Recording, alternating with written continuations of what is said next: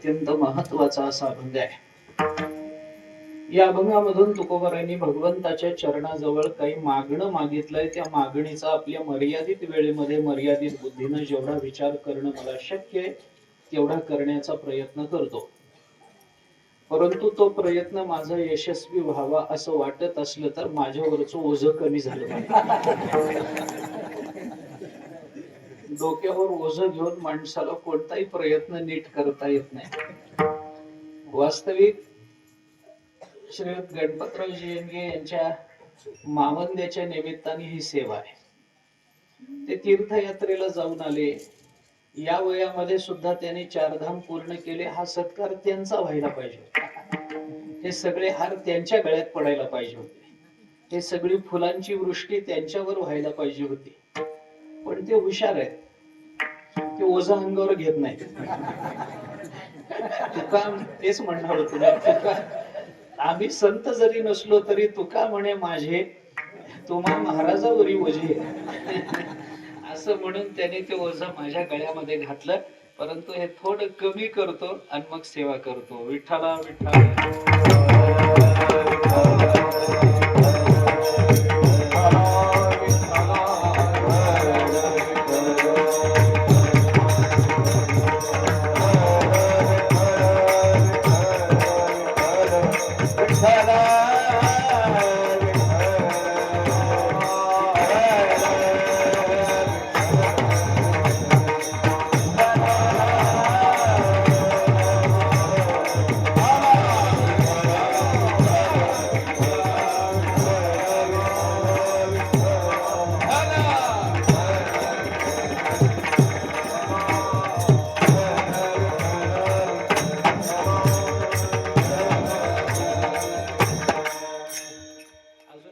आठवलं मला. एक सारू जाता पुढे उभे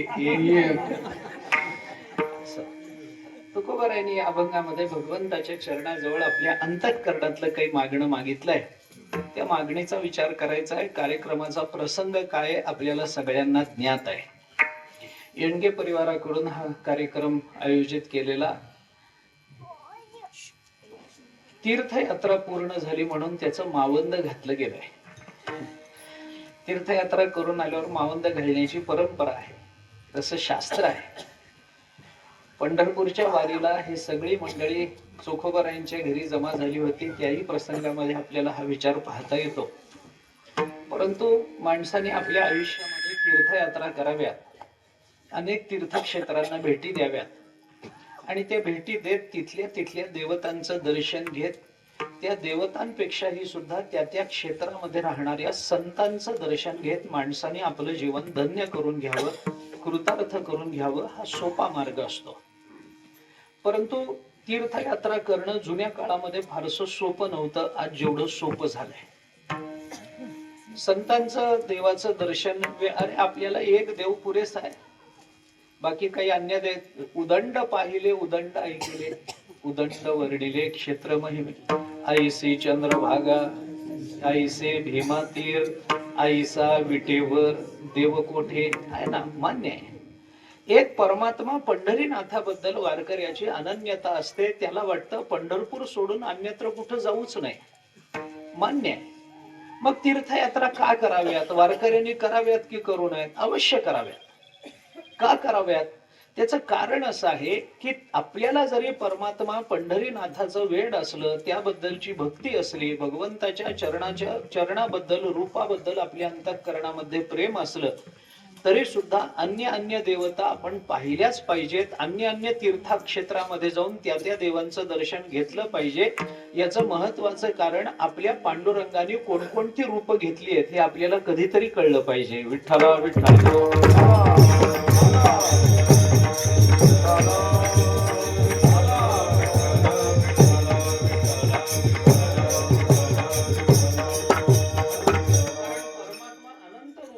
जगतामध्ये प्रकट झालेला आहे. अनंत रूपे अनंत वेशे देखिले म्यात्यासी, बापर कुमा देवीवर खोण बाणली कैसे. हे ज्ञानोबराय जर बोलत असतील तर अनंत रूप अनंत वेशामध्ये एक परमात्मा कसा व्यापून राहिलेला आहे, सगळ्या आकारामध्ये एका देवाचं दर्शन कसं घ्यायला पाहिजे हे आम्हाला जर शिकायचं असेल तर त्याच्याकरता अनेक देवता बघणं अपरिहार्य असतं. याच्याकरता अनेक देवतांची दर्शनं घ्यावीत आणि त्या देवतांच्या त्या आकाराचा आणि त्या नामाबद्दलची अनन्यता अंतःकरणामध्ये ठेवणाऱ्या त्या संतांचीही दर्शनं आम्हाला घेतली पाहिजेत. तीर्थक्षेत्रामध्ये जावं, तिथल्या तीर्थामध्ये स्नान करावं, जमलं तर तिथलं क्षेत्राचं अनुसरण करावं, म्हणजे तिथल्या क्षेत्राची प्रदक्षिणा करावी. त्यानंतर तिथल्या संतांची दर्शनं घ्यावीत, तिथल्या देवतेचं दर्शन घ्यावं, तिथल्या ग्रामदेवतेचं दर्शन घ्यावं आणि मग माघारी यावं, असं साधारण शास्त्राचा नियम आहे बरं का. कुठल्याही तीर्थक्षेत्रामध्ये गेल्यानंतर त्या क्षेत्रातल्या देवतेचं दर्शन घ्यायचं आणि नुसतंच परत यायचं असं चालत नाही. तिथल्या स्थान महात्म्य असतं, तिथल्या देवतेचं दर्शन घ्यावं लागतं. काशीला गेल्यानंतर जरी विश्वनाथाचं दर्शन घेतलं तरी भैरवनाथाच्या दर्शनाशिवाय विश्वनाथाच्या दर्शनाची परिपूर्णता नाही. पंढरपूरला आपण आलात आणि पांडुरंगाचं दर्शन घेऊन जर पुंडलिकरायाचं दर्शन न घेता परत आलात तर आपलं दर्शन पांडुरंगाला प्राप्त होत नसतं. विठ्ठल विठ्ठल.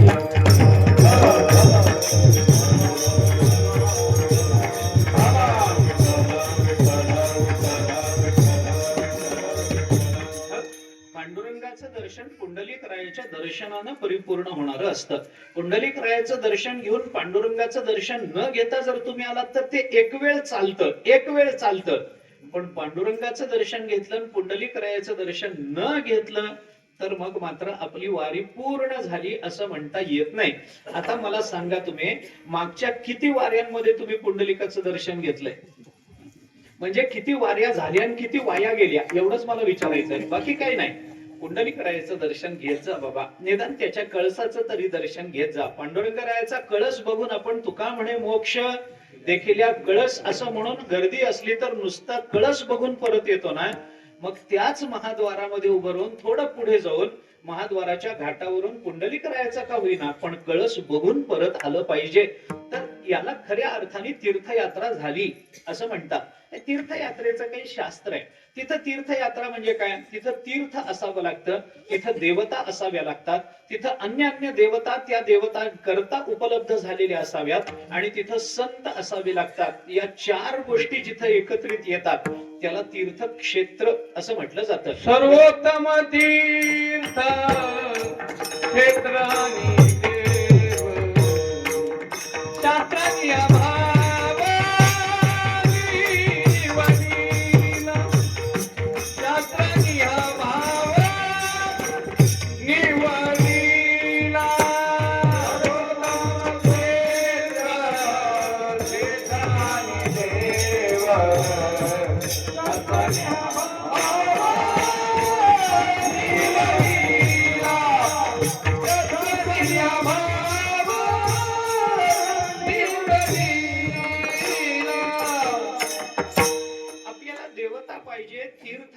संत पाहिजेत, या सगळ्या गोष्टी तिथं उपलब्ध असल्या पाहिजेत. त्या देवतांच्या सेवेकरता अन्य देवता तिथं उपस्थित झाल्या पाहिजेत, तर त्याला तीर्थक्षेत्र असं म्हणता येतं.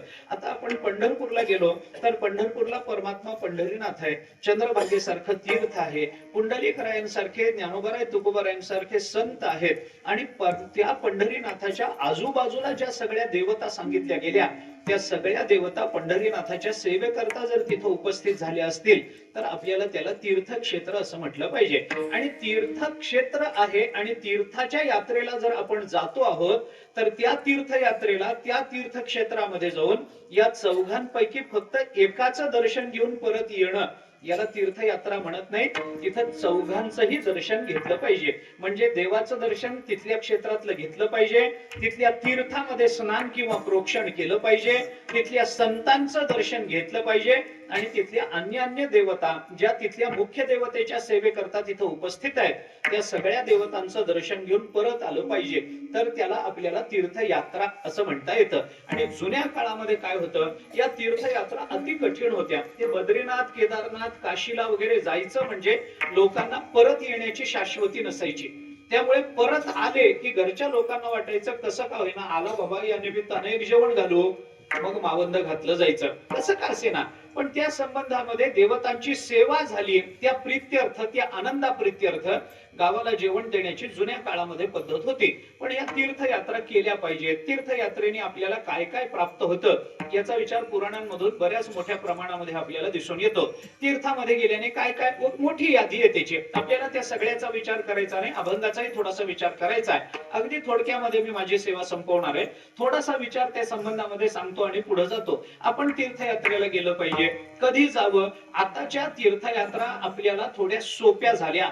कोणत्याही वयामध्ये, कोणत्याही काळामध्ये, कोणत्याही दिवसामध्ये आपल्या खिशामध्ये थोडासा पैसा जर असेल आणि आपल्याला जर थोडी फुरसत असेल तर आपण तीर्थयात्रा आनंदानं करू शकतो. पण या तीर्थयात्रेचा आनंद हा आपल्याला म्हातारपणामध्ये फारसा मिळत नाही. त्याच्याकरता आपण तारुण्यातच तीर्थयात्रा केल्या पाहिजेत.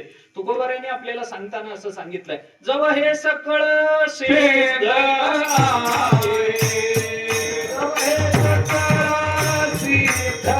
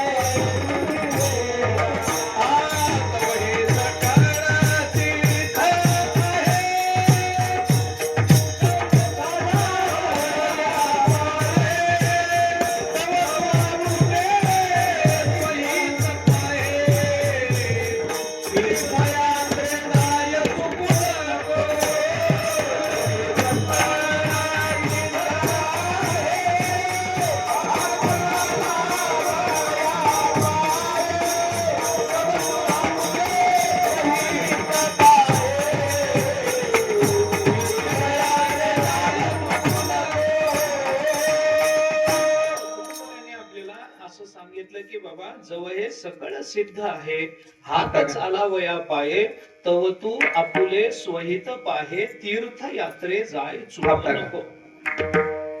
तीर्थयात्रे जाय चुको नको हे तुकाराम महाराजांनी आपल्याला सांगितलं. याच्या ज्या 2-3 गोष्टी तुकाराम महाराजांनी आपल्याला सांगितल्या ते थोड्याशा बारकाईने जर आपण नजरे खालून घातल्या तर तीर्थयात्रा कधी कराव्यात हे तुकाराम महाराजांनी आपल्याला प्रस्तुत प्रमाणातून दाखवून दिलं. पहिल्यांदा तुकोबाराय सांगतात, जव हे सकळ सिद्ध आहे, आपल्याला सगळी सिद्धी असली पाहिजे. सकळ सिद्ध आहे म्हणजे काय? याचा पहिला अर्थ आपल्या जवळ आपली आर्थिक स्थिती चांगली असली पाहिजे. आपल्याला सगळं व्यवस्थित असलं पाहिजे. घराला उपाशी ठेवायचं आणि आपण तीर्थयात्रेला जायचं याला तुकोबाराय तीर्थयात्रा म्हणायला तयार नाहीत, हे लक्षात घ्या. पहिल्यांदा त्यांनी काय केलं पाहिजे? जव हे सकळ सिद्ध आहे. सकळ या शब्दातून सगळ्याच गोष्टी आपल्याला मानाव्या लागतात. याची सिद्धी करून ठेवावी लागते. कारण गेलेला मनुष्य परत येईल याची पूर्वी खात्री नव्हती. मग तुमच्या कुटुंबाची व्यवस्थित व्यवस्था लावा आणि मग जा. नाही आला तरी चालतंय, मग यावंच लागतंय असंही काही नाही. नाही आला तरी चालतंय एक वेळ, पण कुटुंबाची व्यवस्था नीट लावा. आपल्याकडे शास्त्राने काय चिंतन केलं, माणसाला संन्यास घ्यायच्या वेळेला सुद्धा ना पुढच्या 10 वर्षाची आपल्या कुटुंबाची व्यवस्था लावल्याशिवाय संन्यास घ्यायला शास्त्र परवानगी देत नाही बरं का. आपलं कुटुंब घरी बसून 10 वर्ष निवांतपणानं काही कष्ट न करता खाईल एवढी संपत्ती घरच्यांना दिल्याशिवाय आपल्याला संन्यास घ्यायला सुद्धा शास्त्र परवानगी देत नाही. म्हणजे काहीच नसलं म्हणून संन्यास घ्यावा लागत नाही, सगळं असलं तरच संन्यास घ्यावा लागतो. नाहीतर मग संन्यास घ्यायला काय अर्थ आहे मला सांगा ना. सगळंच हातातून निघून गेलं, आता दातावर मारायला पैसा राहिला नाही आणि मग माणूस म्हणाला आता मी संन्यास घेतो. हे वैराग्य आहे काय? याला वैराग्य म्हणत नाहीत, याला वैताग म्हणतात. वैताग हा वैताग झाला, वैराग्य नाही. सगळं असताना जेवढं वैराग्य सिद्ध होतं तेवढं काही नसताना वैराग्य कधीच सिद्ध होत नाही. वैराग्याची परीक्षा ही नेहमी विषयाच्या उपस्थितीत घ्यावी लागते. विषयाच्या अनुपस्थितीत आपण सगळेच वैराग्यवान आहोत. विठ्ठला विठ्ठला.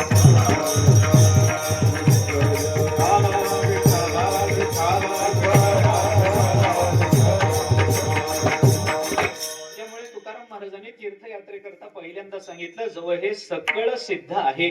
घरी सगळी सिद्धी आहे ना. बघा, सिद्धी आहे म्हणजे काय? म्हणजे घरातली पैशांची व्यवस्थित व्यवस्था लावा, कुटुंबाची नीट व्यवस्था लावा. आपण जर दोघही जाणार असो तर सुनेची, मुलाची, नातवंडाची परवानगी घ्या. यालाही सकळ सिद्ध आहे मध्येच घालावं लागतं बरं का. आपण जर एकटे जाणार असो तर पत्नीची परवानगी असली तरच तीर्थयात्रेला जाता येतं. ती जर म्हणाली तुम्ही मला सोडून जायचं नाही आणि आता मी येऊ शकत नाही, तर मग आपल्याला तीर्थयात्रेला जाता येत नाही, हे लक्षात घ्या. सकळ सिद्ध आहे म्हणजे काय? पत्नीची परवानगी घेतली पाहिजे. आता जुन्या काळी पत्नी पतीला सोडून राहत नव्हती म्हणून पत्नीची परवानगी. सध्याच्या काळात पत्नी चालली असेल तर तिला पतीची परवानगी घ्यावी लागते. ती काही स्वतंत्र मोकाट जाऊ शकत नाही, तिला सुद्धा पतीची परवानगी घ्यावी लागते. पतीने जर तिला सांगितलं तू जा, हरकत नाही, मी घर सांभाळतो, तू येईपर्यंत काही कमी पडू देणार नाही, तुझी उणीव भासू देणार नाही, तू जा. जायचं असेल दोघांनी जाणं केव्हाही श्रेयस्कर आहे. एकट्याने जायचं असेल दुसऱ्याची परवानगी घेणं अपरिहार्य आहे आणि दुसऱ्याच्या परवानगी बरोबर कुटुंबाची परवानगी लागते. आणि मग ते कुटुंब आणि ती पत्नी सांगते की आता तुम्हाला जायला हरकत नाही, आमच्या पोटापुरता तुम्ही करून ठेवलंय ना, मग आता तुम्ही जा. मग काशीला गेलात तरी चालेल, काशीला गेलात तरी चालेल म्हणजे हा, काशी या यात्रेला गेलात तरी चालेल आणि काशीला जाऊन गेलात तरी चालेल. आता आमची काही चिंता राहिली नाही. म्हणजे याच्यातला विनोद आणि गंमत सोडून द्या, आपण मी उगी विनोदाने बोलतो. परंतु पत्नीनं पतीची आणि पतीनं पत्नीची आणि कुटुंबियांची परवानगी घेतल्याशिवाय बाहेर पडता येत नाही. याला म्हणा जव हे सकळ सिद्ध आहे. हे सकळ सिद्धी करा. बर कधी करा, कधीपर्यंत करा? तुम्हाला तीर्थयात्रा करायची आहे ना, मग तुकाराम महाराजांनी दुसरी अट आपल्याला सांगितली, हात चालावया पाय.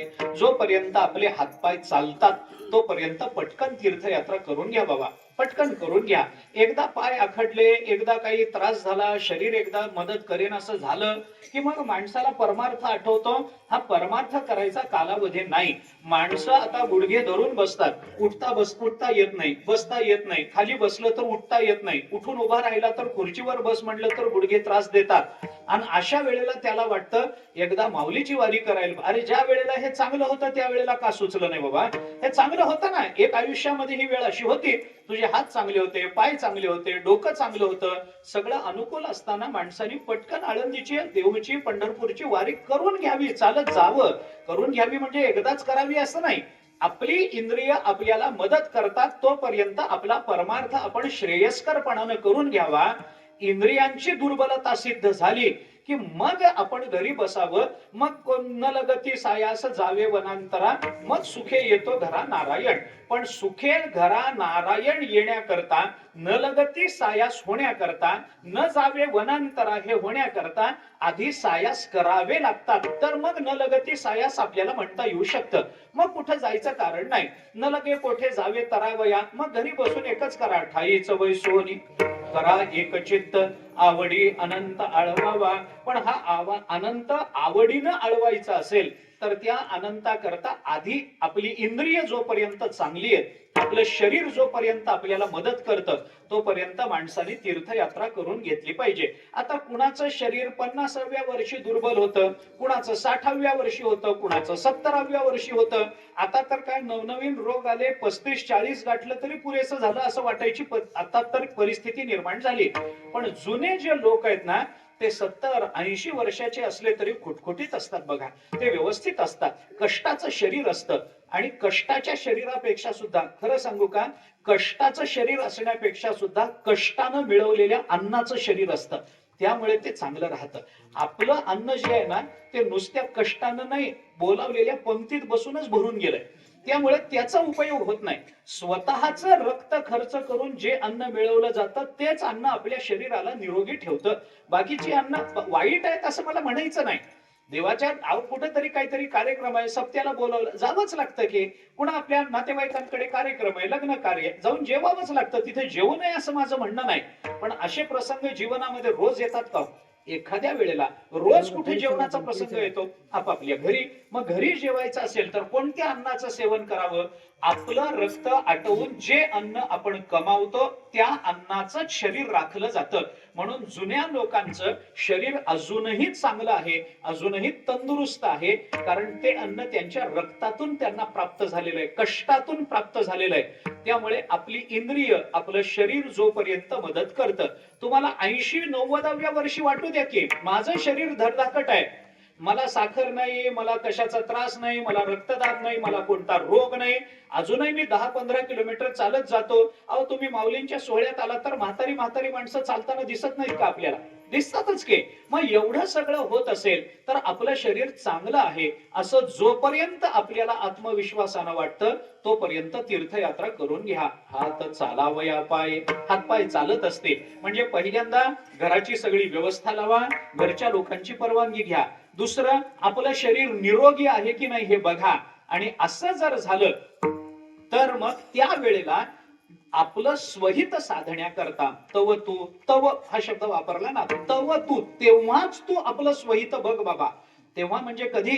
ही सगळी परिस्थिती आधी जर आलेली असेल, तव तू आपुले स्वहित पाहे, आपलं स्वहित लक्षात घे, आपलं हित कशात आहे हे लक्षात घे. आणि त्या वेळेला जोपर्यंत आपली इंद्रिय चांगली आहेत, जोपर्यंत घरचे लोक परवानगी देतात, आपल्या घराची व्यवस्थित व्यवस्था आपल्याला लावता आली की मग माणसाने आपल्या हिताकडे लक्ष द्यावं. म्हणजे माणसाचा पूर्वार्ध हा कुटुंब हिताकडे लक्ष देण्याकरता आहे आणि माणसाचा उत्तरार्ध हा स्वहिताकडे लक्ष द्यायचा आहे.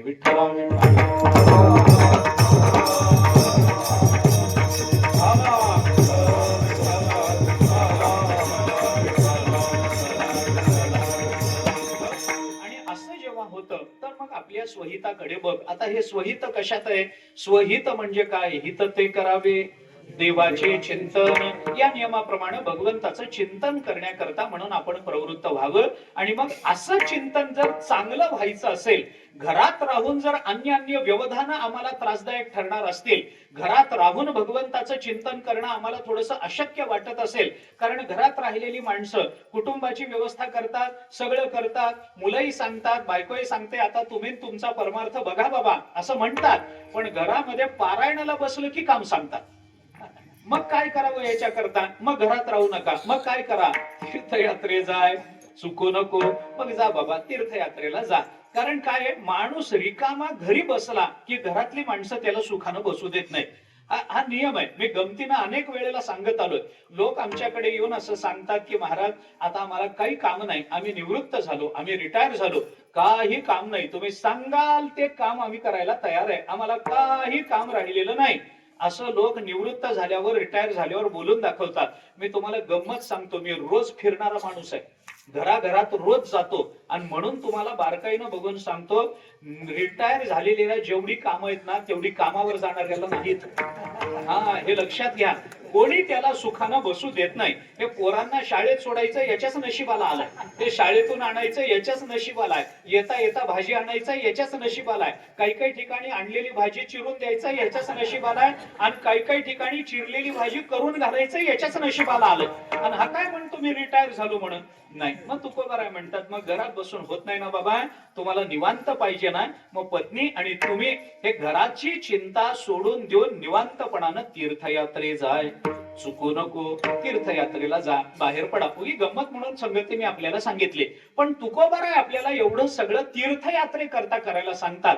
आणि एवढं सगळं जर आपल्याला करता आलं तर त्या तीर्थयात्रेचा आनंद आणि तीर्थयात्रेतून प्राप्त होणाऱ्या कृपेचे आपण अधिकारी होतो. विठ्ठला विठ्ठला.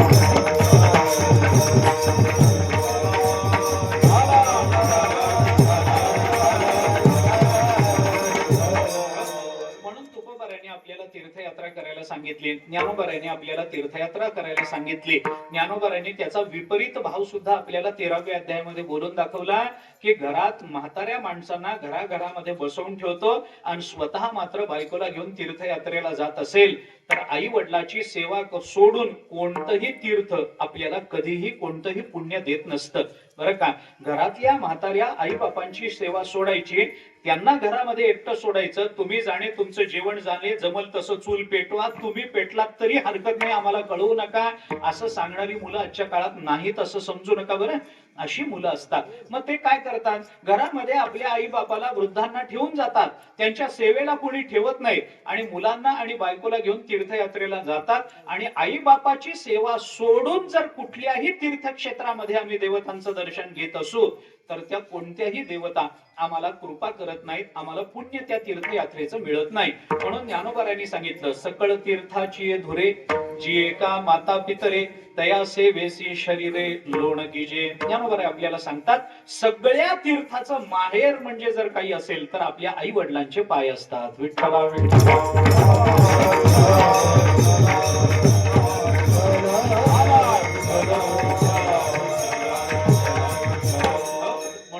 त्यांची परवानगी घ्या, हे तुकोबारांनी आपल्याला सांगितलं. घरातल्या लोकांची परवानगी घ्या, आई बापाने सांगावं, जा बाबा आमचं आम्ही बघून घेतो, अरे तू का आमच्यासाठी अडकून पडतोस, जा तीर्थयात्रेमध्ये जा, तीर्थस्नान कर, पुण्य संपादन कर, तर आपल्या पुढच्या परंपरा वारकरी होतील बरं, जा तू जा, असं आई बापांनी सांगितलं तर जावं. आई बाप दोघे अंथरुणाला खिळू नयेत, ते सांगतात बाबा जाऊ नको, आमचा कधी काय होईल, आम्ही पिकलं पान आहोत, कधी गळून पडेल सांगता येत नाही, जाऊ नको बरं, अरे काही होत नाही, तुम्ही राहा अशीच, मी जाऊन येतो, असं म्हणणाऱ्यांचं तीर्थयात्रा परिपूर्ण होत नसते. हे ज्ञानोबारांनी आपल्याला ज्ञानेश्वरीमध्ये सांगितलं.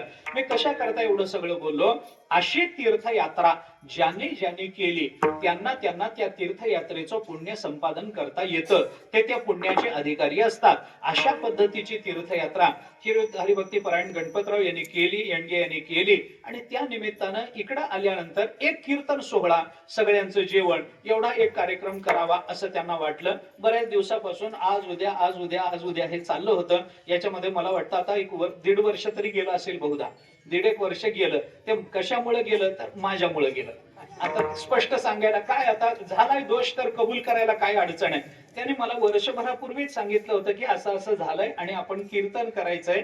मी होई म्हटलं होतं, पण दरम्यानच्या काळामध्ये मला व्यस्तता इतकी, व्यग्रता इतकी कार्यक्रमाची, चातुर्मास 4 महिने पंढरपूरला जातो, उरलेले 8 महिन्यामध्ये अखंड कार्यक्रम चालू असतात, मला तसा वेळ त्यांना देता आला नाही. पण आजचा दिवस काहीतरी माझ्या भाग्याने उगवला की तीर्थयात्रा करणाऱ्यांचं दर्शन मला घेता आलं. विठ्ठला विठ्ठला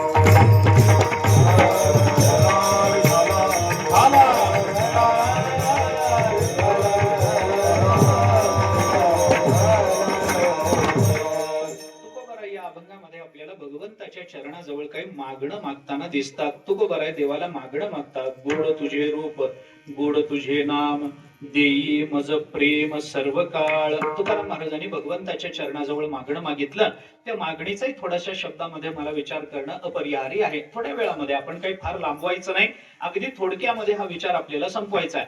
तुकोबाराय भगवंताच्या चरणाजवळ मागणं मागतात. मागणं मागणारा कोण आहे, ज्याच्या जीवनामध्ये काहीतरी अपूर्णता आहे तो मागणं मागत असतो. माझ्या जीवनामध्ये मागणीचा विचार कधी निर्माण होतो याचा जर विचार केला तर आपल्याला ते लक्षात येतं, माझ्या जीवनातली अपूर्णता हे मला मागणं मागायला भाग पाडत असते. माझ्या जीवनामध्ये 1-2-3 गोष्टी मला फक्त त्या संबंधामध्ये बोलायच्या आहेत, तेवढ्या बोलतो म्हणजे आपल्याला पुढचं चिंतन करता येईल. विठ्ठला विठ्ठला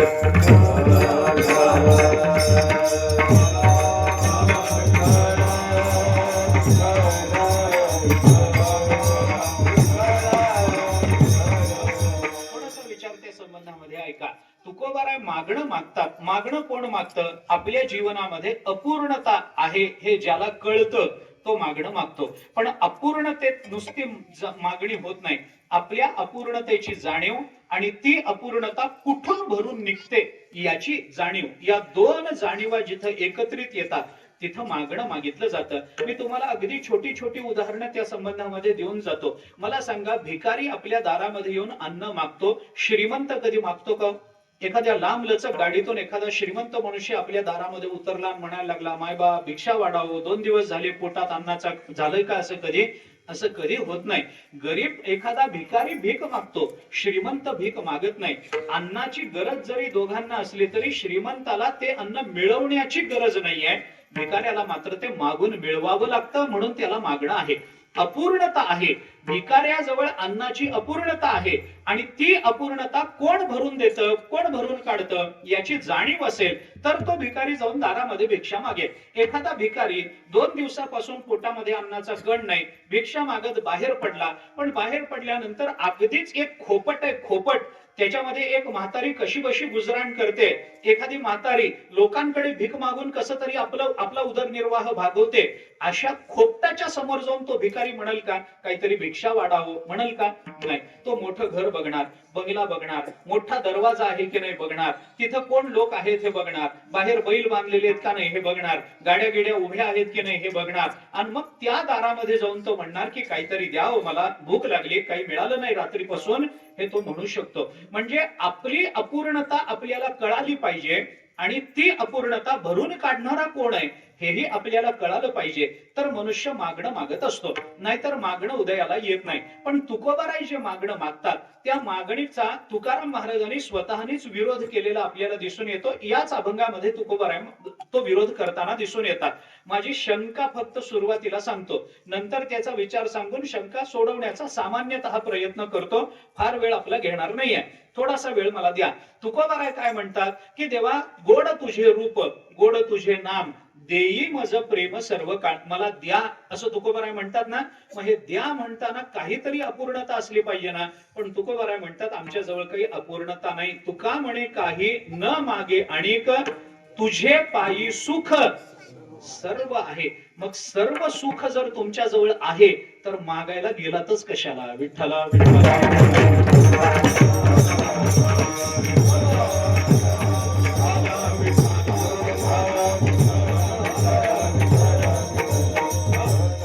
ज्याच्याजवळ सगळं परिपूर्ण आहे तो मागत नसतो. ज्याच्याकडे अपूर्णता आहे तो हात पसरत असतो. ज्याच्याकडे परिपूर्णता आहे त्याने मागायचं कसं? सगळंच जर माझ्या ठिकाणी चांगलं आहे, माझ्याकडे जर श्रीमंती आहे, माझ्याकडे तर घर जर कपड्याने भरलेलं आहे, तर मी कुणाकडे जाऊन म्हणू की थंडी वाजते व मला अजून एखादं उपकरण घालता काय, असं मी म्हणेन का? माझं घर भरलंय ना कपड्याने. माझ्या घरामध्ये कपडा असताना मी दुसऱ्याकडे मागणार नाही. माझं पोट भरलेलं असताना मी अन्नाची याचना करणार नाही. मला रोग नसताना मी वैद्याकडे डॉक्टरकडे जाऊन औषध मागणार नाही. तसं माझ्याकडे जर सगळी सुख असतील तर मी देवाकडे जाऊन काहीतरी मागण्याचा प्रयत्न का करेन? मला सांगा ना. काही करायचं कारण नाही. अहो खरंच जर उलट बोलायचं झालं, हे जास्त पटल तुम्हाला माझ्या मताप्रमाणे, हे जास्त पटल मी बोललेलं. मला सांगा, देवाने जर आपल्याला सगळी सुख दिली असती तर आपण पंढरपूरची वारी केली असती का? नाहीच म्हणतात, अजूनही नाही म्हणतात. अहो केली असती म्हणा, मला बरं वाटेल म्हणून म्हणा थोडं. अहो पंढरपूर, तुम्हाला सुख असो किंवा दुःख असो, पंढरपूरची वारी तर करणंच आहे ना, ते करणंच आहे. देवाने आपल्याला सगळी सुख दिली तर माणसाला हात पसरण्याचं कारण राहत नाही. देवाने आपल्याला सुखात ठेवलंय, आपण का मागणं मागतो? कुठेतरी आपल्या जीवनामध्ये अपूर्णता आहे म्हणून आपण मागणं मागतो. का अपूर्णता आहे त्याचं कारण सांगतो. तुकोबाराय म्हणतात तुझे पायी सुख सर्व आहे. ही तुकोबारायांची भाषा आहे. देवा तुझ्या पायानं, तुझ्या कृपेनं आम्हाला सगळं सुख मिळालंय. हे तुकाराम महाराजांचं विधान आहे. आम्हाला सगळी सुख मिळाली आहेत का? नाही. का नाही? कारण तुझे पायी हे आमच्या जीवनात कधीच येत नसतं बरं का. देवाच्या उपासनेने, देवाच्या भक्तीनं आमचं जीवन संपन्न झालं असं आमच्या बाबतीत होत नाही. का? कारण आमची उपासना, आमचं सगळं जे चाललंय ना ते संसाराकरता चाललेलं आहे, परमार्थाकरता चाललेलं नाही. अनेक वेळेला आपण या संबंधामध्ये विचार करून आलो, अधिक बोलत नाही. आपलं सगळं जे चाललं ते संसाराकरता चाललं. हे संसाराकरता, ते संसाराकरता. एवढंच नाही, आपल्याला देव पाहिजे, नको असं नाहीये, पण कशा करता पाहिजे मला सांगा. देव कशा करता पाहिजे? संसाराकरताच पाहिजे. कारण देवाकडे जाऊन तरी आपण काय मागणार आहोत? वाढावे संतान, गृही व्हावे धनधान्य, हीच आमची मागणी आहे. म्हणजे देवाला जरी आम्ही मानलं, देवाकडे जरी आम्ही गेलो तरी आम्ही देवाकडे जाऊन मागणार काय? तर आम्ही मागणार तो प्रपंचच मागणार. म्हणजे आम्हाला देव पाहिजे, तोही संसाराकरता पाहिजे. पण आम्हाला जर काय फरक एवढाच आहे, 1-2 वाक्यामध्ये सांगतो. संसाराकरता देव मानणाऱ्यांना जीव म्हणतात आणि देवाकरता संसार करणाऱ्यांना संत म्हणतात. विठ्ठला विठ्ठला.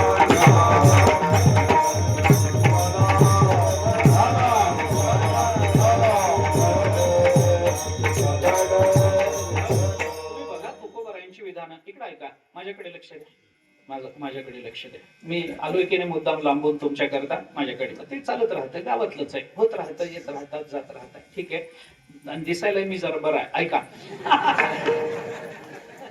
ऐका काय सांगतो ते ऐका, हे महत्वाचं आहे, जास्त बघू नका, लक्ष विचलित होऊ देऊ नका. ऐका, का बोलतो मी आपल्याला की तुकाराम महाराजांसारखे संत महात्मे संसाराकरता देव मानत नाहीत, देवा करता संसार करतात. तुकोबारायांची विधानं पहा, प्रमाण द्यायला फारसा वेळ नाही, पण नुसता उल्लेख तरी करून जातो. तुकोबारायाने देवाला प्रार्थना करताना म्हटलंय, जाणोनी नेणते करी माझे मन, तुझी प्रेम खूण देवोनिया, मग मी व्यवहारी असेन वर्तत, जेवी जळा आत पद्मपत्र. हे तुकोबारायांची भाषा आहे ना. म्हणजे मी संसार व्यवहारामध्ये मला त्या पद्धतीनं वागता यावं, याच्याकरता जर हे हवं आहे, तर तुकाराम महाराज सुद्धा त्या संसाराची अपेक्षा एकदम सोडून देत नाही. पण त्यांचा संसार, त्यांचा देहाचा स्वीकार, त्यांनी समाजामध्ये मिसळणं, त्यांनी अन्नाचं सेवन करणं, त्यांनी लोकांना काहीतरी दान करणं, त्यांनी लोकांनी दिलेली छत्रपती शिवाजी महाराजांसारख्यांनी पाठवलेली भेटवस्तू नाकारणं, या सगळ्या क्रिया ज्या व्यावहारिक मानल्या जातात, त्या कशा करता केल्या, तर परमात्म्या करता केलेल्या आपल्याला दिसून येतात. देवा करता संसार करणारा वर्ग वेगळा आहे आणि संसारा करता देव मानणारा वर्ग वेगळा आहे. आपण संसारा करता देव मानणारे आहोत, म्हणून आपल्या सगळ्या मागण्या प्रापंचिक असतात. आणि प्रापंचिक मागण्या कितीही निर्माण झाल्या आणि कितीही पूर्ण झाल्या, तरी शेवटी अपूर्णता ही शिल्लक राहतच असते. विठ्ठला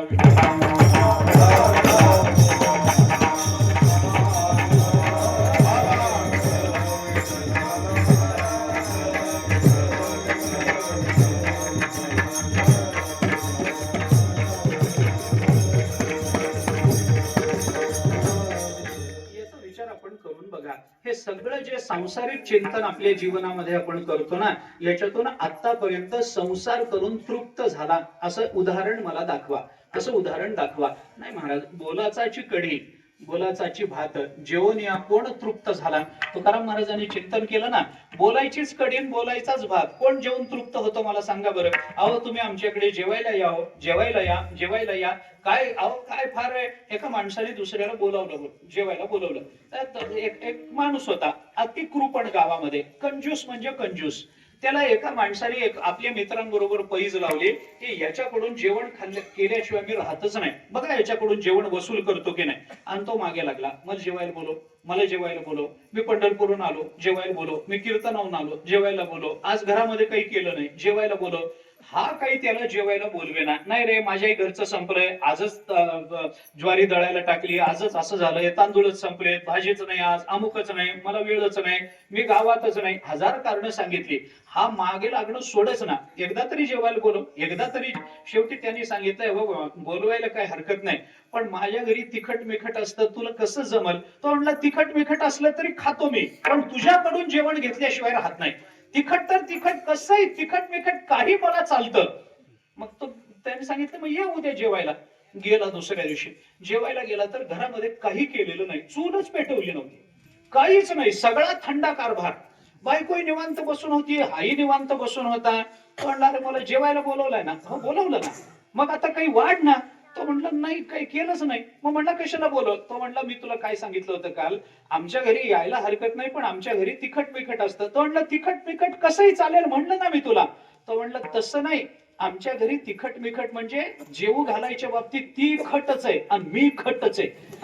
आम्ही काही कुणाला जेवू घालत नाही, हे तिखट मिखट घालतच नाहीत लोक. आता करता काय, त्याला करता येत नाही ना. मी कशा करता बोलतो, आपला संसार, बाकीचा विनोद सोडून द्या याच्यातला, परंतु आपल्या संसाराच्या मागण्या कितीही असल्या तरी आतापर्यंत संसार पूर्ण झालाय याचं उदाहरण आहे का मला सांगा? नाही ना. ज्ञानोबराय बोलतात, 15वा अध्याय वाचा ना, ज्ञानोबरायांची भाषा, यया फळना चुंबिता फुलना तुरंबिता, जे काही पंडुसुता ते रुखची. हा ज्ञानोबरायांची भाषा आहे. भगवान बोलतात, न रूपमस्येह तथोपलभ्यते, नांतो न चादिर न च संप्रतिष्ठा, अश्वत्थमेनं सुविरूढ मूलम, असंग शस्त्रेण दृढेन छित्वा.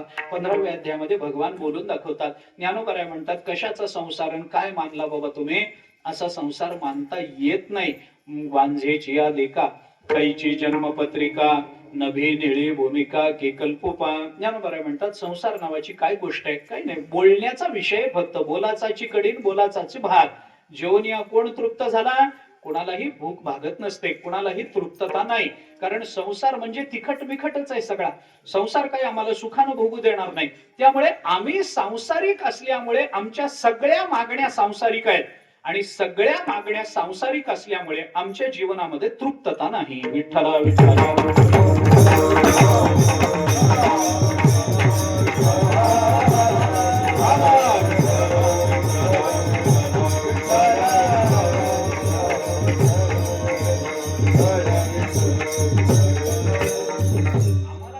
संसार मिळावा मिळावा मिळावा मिळावा असं वाटत राहतं आणि संसाराचीच मागणी करणारा या जगतामध्ये जीव म्हणवला जातो. इतरांना कुणाला संसार मागावा वाटत नाही. आम्ही देवासमोर गेलो तरी आमचं तेच मागणं आहे, आम्हाला दुसरं काहीच नाही. ल्यावे खावे बरे असावे सगळे.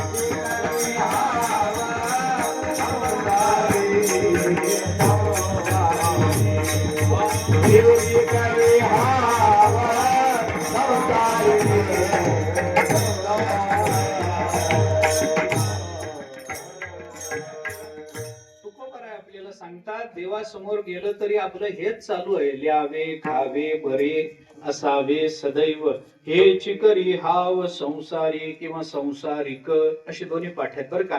हेच करी हाव संसारी, संसारी मनुष्य याचीच हाव करतो. ल्यावे खावे बरे सदैव बरे असावे एवढीच माणसाला अपेक्षा आहे. मी थोडस स्पष्ट आपल्याला सांगतो की ल्यावे खावे याचीच संसार नाहीये. यावं खावं तर संसाराला लागतं तसं परमार्थालाही लागतच की. परमार्थामध्ये खावं लागत नाही का? न खाता कुणाचा परमार्थ झालाय का? झालाय का आतापर्यंत? जेवणच न करता परमार्थ करता आला का कुणाला? अरे हरिपाठात नाचायचं म्हणजे पोट भरलेलं लागतं. माऊलीच्या सोहळ्यात चालायचं म्हणजे पोट भरून घ्यावं लागतं. न भरलं तर आजूबाजूचा राजगिरा गोळ करत फिरडावं लागतं. असं कसं करता? म्हणजे पोटाला लागतच किंवा परमार्थामध्ये पोटाला लागत नाही का? मला सांगा, लागतं की नाही? परमार्थ करणाऱ्यांनाही पोटाला लागतं. एक वेळ घरी गोड जेवण मिळणार नाही पण सप्त्यात गोडाशिवाय पंगत नाही, आहे का नाही? मला सांगा ना. म्हणजे आपल्याला खावं तर लागतं, संसारातही खावं लागतं, तसं परमार्थातही खावं लागतं. संसारात जसं कपडे घालावे लागतात, परमार्थाला कपडे नको का? असलेच पाहिजेत ना. माणसाने व्यवस्थित राहावं, चांगलं राहावं, धुतलेले कपडे घालावेत, स्वच्छ घालावेत, ऐपत असले तर इस्त्री करून आणावी, व्यवस्थित फेटा बांधावा. फाटके कपडे घातले म्हणजे काय परमार्थ होतो अशातला भाग नाही. फाटके कपडे घालून फाटकं धोतर नेसून कीर्तनाला उभं राहणं म्हणजे परमार्थ नव्हे, ते वैराग्याचं प्रदर्शन झालं. तिथं दर्शन कशाच होत नाही. मग कशा करता असलं करायचं?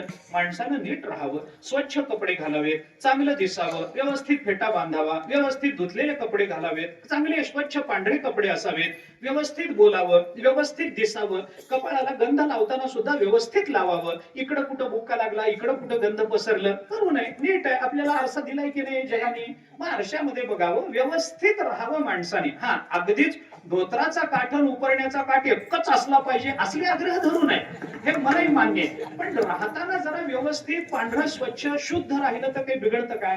बिघडत नाही. परमार्थातही ल्यावं लागतं, परमार्थातही खावं लागतं. म्हणून ल्यावे खावे ही मागणी सांसारिक आहे अशातला भाग नाही आहे. पण काय अडचण आहे, त्याच्या पुढे तुकोबारांनी जे दोन शब्द वापरलेत ना, संसाराचा विचार तिथं आहे हे लक्षात घ्या. तुकाराम महाराज म्हणतात ल्यावे खावे याच्यात संसार नाहीये. मग ते सदैव आणि बरे असावे हा आग्रह जेव्हा धरला जातो ना, तेव्हा मग आपल्याला तिथं संसार मानावा लागत असतो. ल्यावे खावे याच्यात संसार नाही. मी गंमत म्हणून उदाहरण सांगत असतो. माझ्या प्रारब्धामध्ये जे जेवण आहे ते मला चुकवता येणार नाही. माझ्या नशिबात जेवण आहे. कल्पना करा की आज मला माझ्या जीवनामध्ये बशीभर पोहेच आहेत. कल्पना करा एक बशीभर पोहे माझ्या नशिबात आहे. मग आता कीर्तन झालं, सगळं झालं, दिवस सगळा प्रवासात गेला. एके ठिकाणी गेलो कीर्तन झाल्यावर, आणि त्या घरातल्या बाईने सांगितलं, महाराज सगळं संपलंय, टाळकरी येऊन जेवून गेले, आता काही राहिलं नाही. तुम्ही उशीर आला इथं, तिकडे तारखा घेत कशाला बसला? तुम्ही लवकर आला असता तर चांगलं जेवण मिळालं असतं तुम्हाला. आता तारखा घेत बसला, तुमचा उशीर झाला तुम्हाला, सगळं आता संपलं जेवण, काही नाही. म्हणलं मग काहीतरी द्यावं, कीर्तन झालंय, भूक लागली, मला पुढेही काही आता उद्या सकाळी प्रवास आहे, लवकर जायचंय, काहीतरी पोटाला पाहिजे की नाही, भूक लागली, काहीतरी देता का? मग तिने सांगितलं, महाराज काही नाही, एक बशीभर पोहे. म्हणलं चालेल, काही हरकत नाही. आता बशीभर पोहे जर त्या दिवशी माझ्या नशिबात असतील तर ते बशीभर पोहे मला मिळाले, ते मी खाल्ले. काही संसार आहे का परमार्थ आहे? दोन्ही नाही, दोन्ही नाही. माझ्या नशिबात जे पोहे ते मला मिळाले, मी खावेत की नाही? खावेत. पण बशीभर पोहे हातात आल्याबरोबर थोडं लिंबू आहे का म्हणलं की संसार सुरू झाला, बरं का? बशीभर पोहे खाणं याच्यात परमार्थ नाहीये आणि संसार नाहीये. ते सदैव असावेत आणि बरे असावेत असा आग्रह धरला की संसार सुरू होतो. विठ्ठला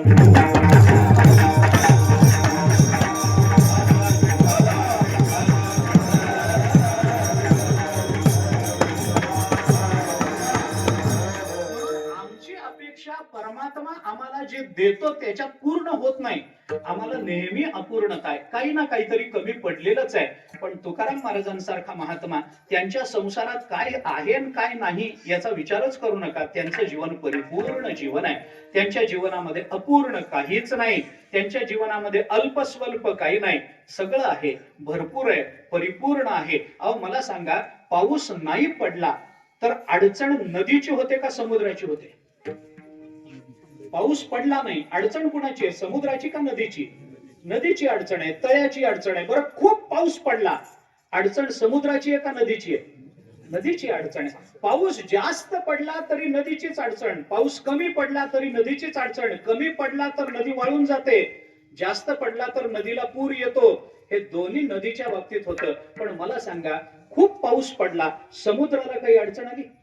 बरं, अजिबातच 2-4 वर्ष पाऊस पडला नाही, समुद्राला काही अडचण आली? काही अडचण येत नाही. तुकोबारायांचं जीवन असं आहे. ज्ञानोबारायांनी त्यांचं चिंतन करताना वापरलेला शब्द आणि दिलेलं उदाहरण हे म्हणून मी आपल्याला सांगतो. आपण बघा, 12वा अध्याय काढा. संतुष्ट सततम योगी यतात्मा दृढ निश्चयः मय्यर्पित मनोबुद्धिः यो मद्भक्तस्य मे प्रियः. ज्ञानोबारायांची पहिली ओवी ती या श्लोकाच्या खालची आहे. वार्षिये वीण सागरू जैसा जळे नित्य निर्भरू तैसा निरुपचारू संतोषी जो. ज्ञानोबा बोलतात की अरे, पाऊस नाही पडला तरी समुद्राला जसा फरक पडत नाही ना, कारण तो पावसावर अवलंबून नाही, तसं तुकोबारायांचं सुख त्यांच्या प्रपंचात त्यांना काय मिळालं काय मिळालं नाही याच्यावर अवलंबून नाही. म्हणून ज्ञानोबारायांनी त्यांच्या करता शब्द वापरला निरुपचारू. हा शब्द त्यांच्या करता आहे, कारण उपचारावर सुखाचं अवलंबून असणं हा आपला धर्म आहे आणि सुख हे स्वरूप असणं हा तुकोबारायांचा स्वभाव आहे. विठ्ठला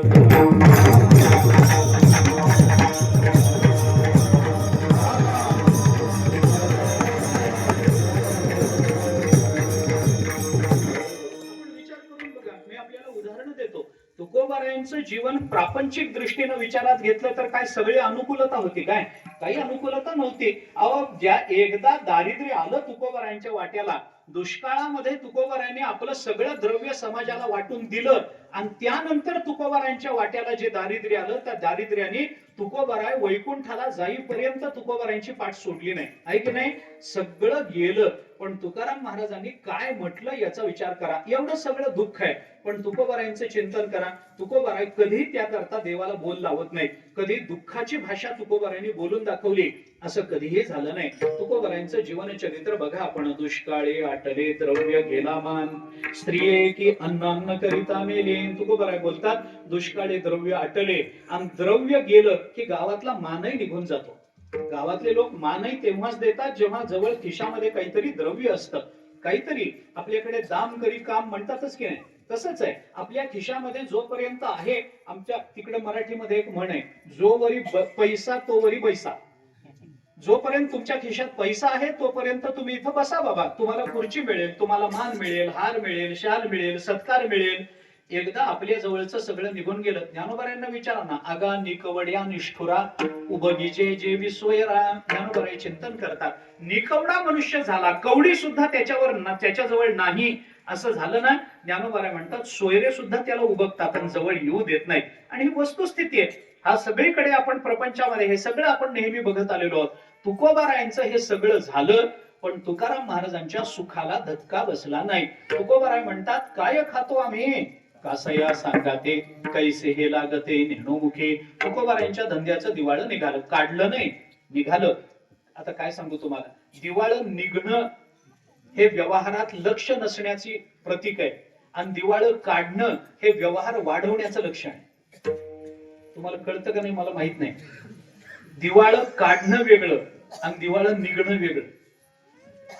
आता आपल्याला कल्पना नाही हो, आपण वारकरी आहोत, पण ईडीची नोटीस आल्याशिवाय कोणी दिवाळं काढत नाही. लक्षात आलं का तुम्हाला मला काय म्हणायचंय ते? हा, लक्षात घ्या बरं का. कशा करता मी बोललो, तुकोबारायांच्या धंद्याचं दिवाळं निघालं, पण भाषा काय, बरे झाले देवा निघाले दिवाळे, बरिया दुष्काळे पीडा केली. तुकाराम महाराज म्हणतात बरं झालं देवा, चांगलं झालं. तुकोबारायांचा सगळा व्यवहार बुडून गेला, तुकोबारायांजवळ काही नाही, तरी तुकाराम महाराजांची भाषा मात्र बदलली नाही.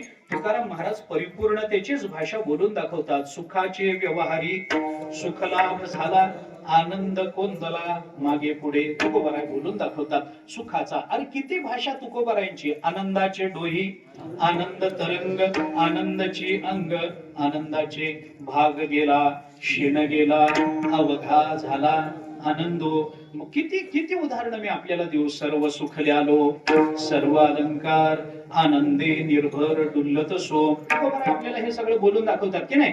मग याच्यामध्ये मला सांगायचंय काही या सगळ्यामध्ये, की तुकोबारायांचं सुख बाहेरच्या कोणत्याही गोष्टीवर अवलंबून नाही, म्हणून निरुपचारू असा शब्द ज्ञानोबारायांनी त्यांच्या करता वापरला. असे निरुपचार सुख भोगणारे तुकाराम महाराज जर तुझे पायी सुख सर्व आहे अशी कबुली देवासमोर देतात, तर मग मागण्याचं काय कारण आहे एवढा प्रश्न आहे.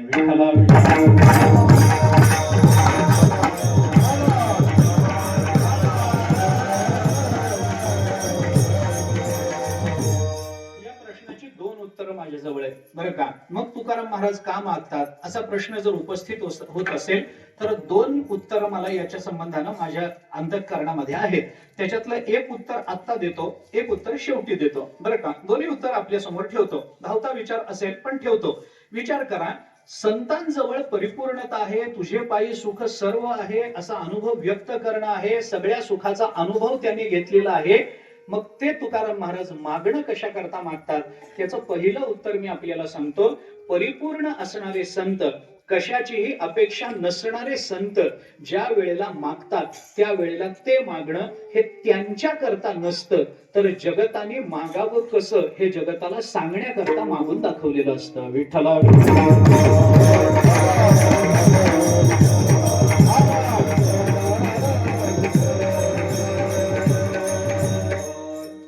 बघा विचार करून. परिपूर्णता असणारा ज्या वेळेला काहीतरी मागणं मागतो ना आणि अपूर्णतेचं प्रदर्शन घडवतो ना, त्या वेळेला ती अपूर्णता हे त्याचं लक्षण नसतं, हा त्याचा धर्म नसतो. इतरांची अपूर्णता स्वतःकडे घेऊन इतरांनी अपूर्णता दूर करण्याकरता काय केलं पाहिजे, कसं मागितलं पाहिजे, हा जगताला आदर्श घालून देण्याकरता ते मागत असतात. मी आपल्याला एक अगदी सोपं उदाहरण देतो. जाऊ द्या, हे पुढे चला थोडस. पसायदान माऊलींचं पाठ आहे ना, पाठ आहे. मग हो ना, विचारावं लागतं असं काय करा. पसायदानामध्ये ज्ञानोबारायांनी मागण्या मागितल्या. मला सांगा, पसायदानामध्ये ज्ञानोबारायांनी मागितलेल्या ज्या मागण्या, त्या मागण्या ज्ञानोबारायांच्या स्वतः करता आहेत का, हा माझा प्रश्न आहे. ज्ञानोबारायांनी मागणं मागितलं की नाही? ज्ञानोबारायांनी 2 ओव्यांमध्ये 6 मागण्या मागितल्या. जे खळांची व्यंकटे सांडो, तया सत्कर्मी रती वाढो, होता परस्परे पडो, मैत्र जीवाचे दुरिताचे तिमिर जावो, विश्व स्वधर्म सूर्य पाहो, जो जे वांछेल तो ते लाहो, प्राणीजात. 2 ओव्यांमध्ये तुकोबारायांनी 6 मागण्या मागितल्या, ज्ञानोबारायांनी 6 मागण्या मागितल्या. मला सांगा, ह्याच्यातली कोणती मागणी ज्ञानोबारायांच्या व्यक्तिगत जीवनाला पूर्ण करणारी होती? खळांची व्यंकटी सांडू ज्ञानोबारायांची गरज आहे का? सत्कर्मी आपली रती वाढावी ज्ञानोबारायांची गरज आहे का? ज्ञानोबाराय सत्कर्म आधीच सत्कर्म करत आहेत. ज्ञानोबारायांच्या ठिकाणी खलत्वाचा संबंधही नाही, दुष्टपणाचा संबंधही नाही. उलट दुष्टांना सज्जन बनवण्याचं सामर्थ्य ज्या ज्ञानोबारायांच्या ठिकाणी आहे ते ज्ञानोबाराय स्वतः खळ असणं शक्य आहे का? ज्ञानोबारायांची काही सत्कर्मामध्ये गती वाढावी म्हणून ज्ञानोबारायांनी मागणं मागितलं का? भूता परस्परे पडो मैत्र जीवांची ही ज्ञानोबारायांची मागणी आहे का? अरे हे मागण्याच्या पूर्वी सुद्धा ज्ञानोबारायांचं भूता परस्परे जीवाचं मैत्र होतच ना. पैठणच्या घाटावर ज्या वेळेला ज्ञानोबारायांनी रेड्याच्या मुखातून वेद वदवला त्या वेळेला तिथल्या लोकांनी तिथं सांगितलं की या रेड्याच्या मुखातून वेद वदवून दाखवा तर आम्ही तुम्हाला मान्यता देऊ. आणि तिथं कोण होतं? सामान्य कोणी नव्हतं. वैदिक होते, पंडित होते, शास्त्री होते, ज्ञानी होते. हे सगळे स्वतःला शहाणे समजणारे तिथं उभे होते. आणि या सगळ्यांनी ज्ञानोबारायांना सांगितलं हा रेडा आहे आणि याच्या मुखातून वेद वदवून दाखवा. मला गंमत आपल्याला अशी सांगायची आहे की सगळ्यांना तो रेडा दिसला, फक्त एकटे ज्ञानोबाराय म्हणाले, ज्ञानदेव म्हणे तोही माझा आत्मा, तोही माझा आत्मा आहे. हे फक्त एकटे ज्ञानोबाराय म्हणाले. बाकी सगळ्यांना रेडा जर दिसला असेल तर समोर दिसणारा प्राणी हा माझा आत्मा आहे असं ज्याचं जीवाचं मैत्र निर्माण झालेलं आहे त्यांनी म्हणावं की भूता परस्परे पडो मैत्र जीवाची. इतरांची काय ताकद आहे महाराज? इतरांनी काय मागावं हे मागणं? अरे हे मागणं ज्ञानोबारायांनी मागितलं. अरे त्यांचं भूतमात्रांबद्दलचं जीवाचं मैत्र आधीच सिद्ध झालेलं होतं. मागून वेगळं काही मिळणार नव्हतं ज्ञानोबारायांना. किती सांगू मी तुम्हाला, दुरिताचं तिमिर जावं. ज्ञानोबारायांच्या अंतःकरणामध्ये दुरित आहे काय?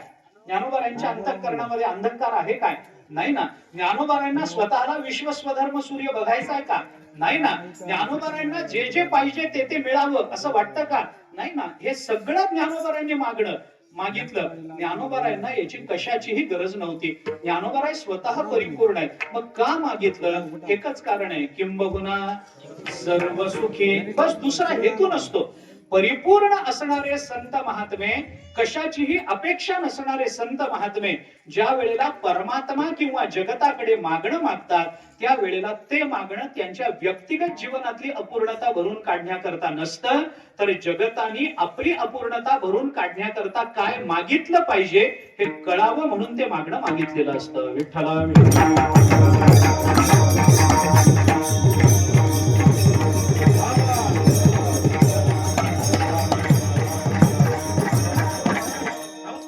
विचार करा. म्हणून तुझे पायी सुख सर्व आहे हे जरी तुकोबारायांजवळ असलं तरी तुकोबाराय मागतात. का मागतात?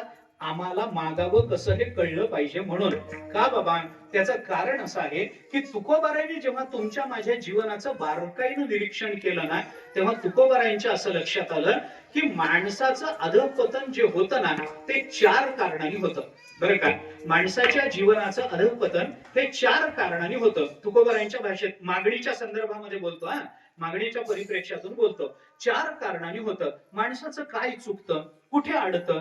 माणसाला 4 गोष्टी कळत नाहीत. कुणाकडे मागावं, काय मागावं, कसं मागावं आणि किती मागावं हे कळत नाही म्हणून आपण खाली चाललोय. विठ्ठला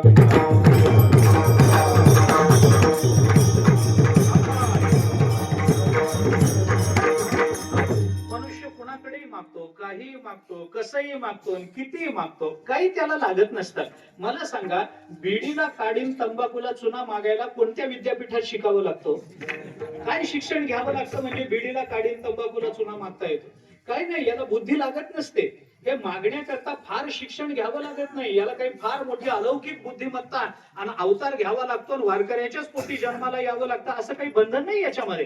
काही नाही, निर्बुद्धपणाचं लक्षण आहे. कुणाकडे मागावं, काय मागावं आम्हाला कळलं पाहिजे ना. कसं मागावं आम्हाला कळलं पाहिजे. किती मागावं आम्हाला कळलं पाहिजे. भारंभार मागून घरं अडवून ठेवण्यामध्ये काय उपयोग आहे त्याचा मला सांगा. ज्याची आम्हाला एखादा आजार माणसाला झाला, एका गोळीमध्ये जर तो आजार कमी होत असेल तर त्या गोळीचा डबा घरात आणून ते जागा अडवण्यामध्ये काय शहाणपण आहे मला सांगा. किती मागावं? गरजेपुरतं मागितलं बास आहे. काही गोष्टी मर्यादित मागाव्या लागतात, फार मागून चालत नाही. आणि काही गोष्टी फार मागून मिळतही नाही. कुणाकडेही मागून काही मिळत नाही, कसंही मागून मिळत नाही. काय मागावं हे कळलं नाही तर ते जीवनाचं कल्याण होत नाही. किती मागावं हे नाही कळलं तरी चालत नाही. म्हणून कुणाकडे मागावं, काय मागावं, कसं मागावं आणि किती मागावं या 4 गोष्टी आपल्याला शिकवण्याकरता तुकाराम महाराजांनी प्रस्तुत अभंगातून मागणं मागून दाखवलंय. विठ्ठला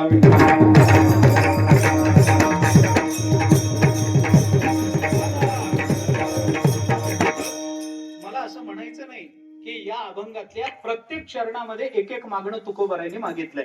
म्हणजे पहिल्या चरणामध्ये कुणाकडे मागावं, दुसऱ्या चरणामध्ये काय मागावं असं मला म्हणायचं नाही. या अभंगामध्ये मागणीचे चरण 3 आहेत आणि या 3ही चरणामध्ये तुकाराम महाराजांनी जे मागणं मागितलंय त्या प्रत्येक चरणामध्ये या 4ही मागण्या तुकाराम महाराजांनी मागितलेल्या आहेत असं मला म्हणायचंय. मी अभंग सोडवून देतो, पुढे जातो, लांबवायचं कारण नाही. थोडासा विचार आहे तेवढा सांगून पुढे जातो. विचार करा काय अभंगाचं चिंतन 3 चरणाचा विचार मला करायचा आहे. तुकाराम महाराजांनी काय सांगितलं, सदा माझे डोळे जडो तुझे मूर्ती रखुमाईच्या पती सोयरिया. कुणाकडे मागावं, रखुमाईच्या पतीकडे मागावं. काय मागावं, माझे डोळे तुझ्या रूपाकडे जडलेले असावेत हे मागावं. कसं मागावं, त्याला सोयर्या म्हणून मागावं. आणि किती मागावं, सदा जडलेले असावेत असं मागावं. विठ्ठला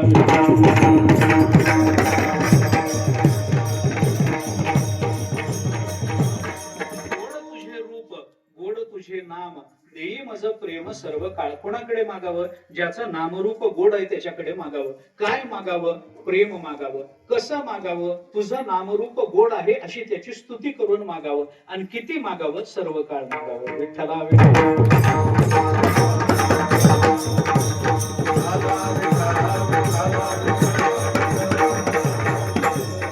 विठो माऊली हाची वर देई संचरोनी राही हृदया माझे. कुणाकडे मागावं, विठोकडे मागावं.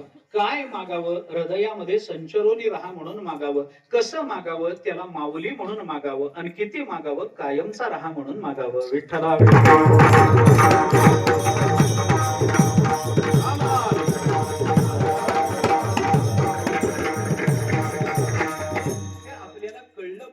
म्हणून तुकाराम महाराजांनी या सगळ्या मागण्या भगवंताच्या समोर आपल्या करता मागून दिलेल्या आहेत. या सगळ्या मागण्यांचा विचार मला आता क्रमशः करता यायचा नाही.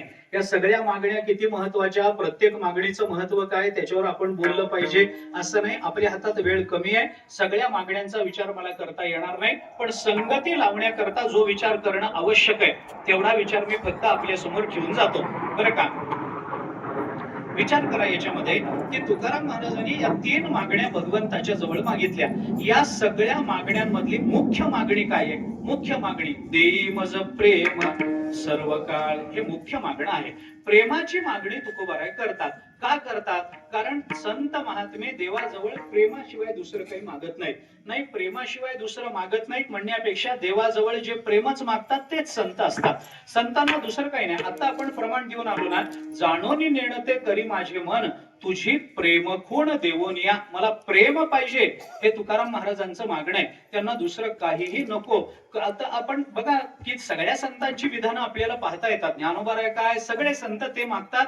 आपण रोज म्हणतो करोनी उचित प्रेम घाली हृदयात आलो दान मागायास थोर करोनियास. प्रेम सुख देई प्रेम सुख देई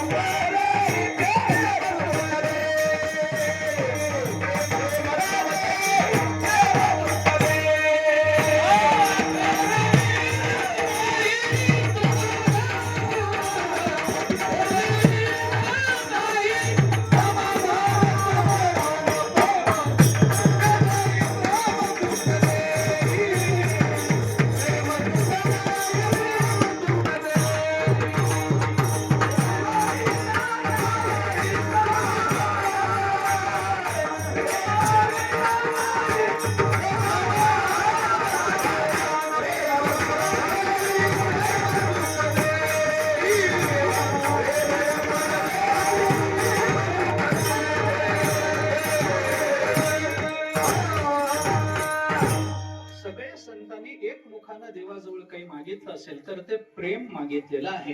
आणि ते प्रेम तुकाराम महाराजांनी भगवंताजवळ मागितलं. का मागितलं? कारण मागणी ही फक्त प्रेमाचीच असते, अन्य कशाची मागणी ही फार उपयोगाची नसते. पण परमात्मा काय आहे, आता वेळ नाही आपल्या जवळ या प्रेमाबद्दल अधिक बोलायला, पण थोडक्यामध्ये बोलून जातो. प्रेम मागितलं तुकोबारायांनी हे जरी बरोबर असलं तरी परमात्मा सगळ्यांना प्रेम देईलच याची शाश्वती नसते बरं. बाकी परमात्मा देईल, सगळं देईल. मी आपल्याला थोडस स्पष्ट सांगू का? अहो बाकी मोक्ष तुम्ही मागा, परमात्मा नाही म्हणत नाही. मोक्ष मागा, द्यायला तयार आहे, पण प्रेम मागा, परमात्मा देणार नाही. मी आपल्याला थोडस स्पष्ट सांगतो. मोक्ष देण्याच्या बाबतीत देवा एवढा उदार कोणी नाही, पण प्रेम देण्याच्या बाबतीत देवा एवढा कंजूस अजून जन्माला आला नाही, अजून जन्माला आला नाही. मोक्ष पाहिजे ना, घेऊन जा. तुम्हाला जो मोक्ष पाहिजे तो घेऊन जा. तुम्हाला समीपता पाहिजे घेऊन जा, सलोकता पाहिजे घेऊन जा, सारष्टी पाहिजे घेऊन जा, सायुज्य पाहिजे तोही घेऊन जा. आमचं काही म्हणणं नाही. स्वरूपता घेऊन जा, समीपता घेऊन जा, सलोकता घेऊन जा, सारष्टी घेऊन जा, सायुज्य घेऊन जा. आमचं काही म्हणणं नाही. अहो पुतनेला भगवंतांनी सायुज्य मोक्ष दिला.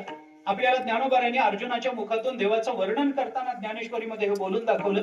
तेव्हा मोक्ष दुराराध्य किर होय, तरी तो आराधी तुझे पाय, तू धाडील तेथ जाये पायी कुजैसा.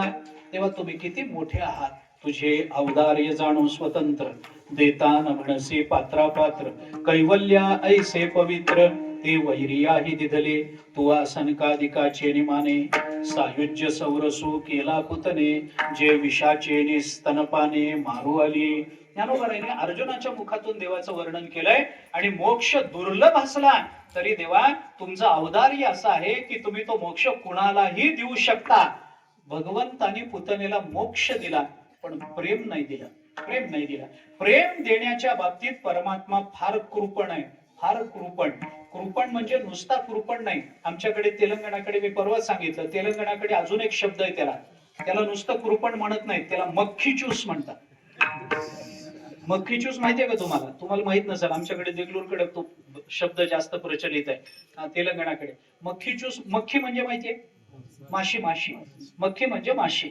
चहामध्ये जर माशी पडली तर हा माशी काढतो, चोखतो, मग फेकून देतो. याला म्हणतात मक्खी चूस. इतका कृपण असावं लागतं, इतकं कृपण. याला म्हणतात मक्खी चूस. आता परमात्मा बाकी सगळं द्यायला तयार आहे, पण प्रेम देत नाही महाराज. का देत नाही? खरं सांगू का देत नाही? परमात्मा आपल्याला प्रेम का देत नाही सांगू? कारण त्यालाच मिळत नाही तर आपल्याला कुठून देईल?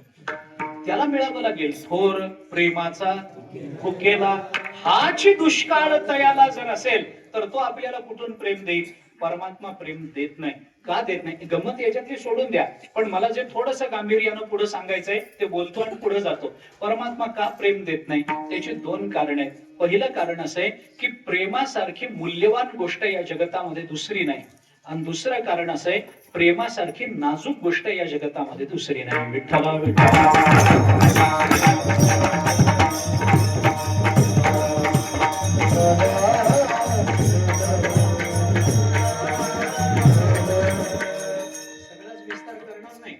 प्रेमासारखा नाजूक दुसरं काही नाही महाराज. काय नाजूक आहे?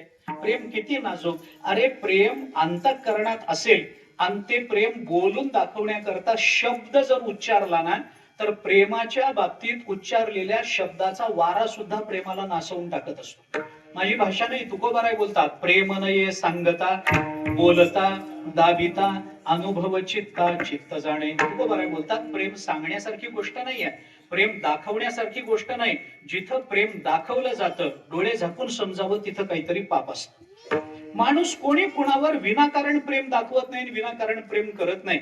वेदांताचं चिंतन आहे. पंचदशीच्या पहिल्या प्रकरणामध्ये हा विचार बोलून दाखवलाय की कोणीही मनुष्य दुसऱ्यावर जे प्रेम करतो ते नेहमी स्वतः करता करत असतो, आणि मनुष्य स्वतःवर जे प्रेम करतो ते कधी दुसऱ्या करता करत नसतो. विठ्ठला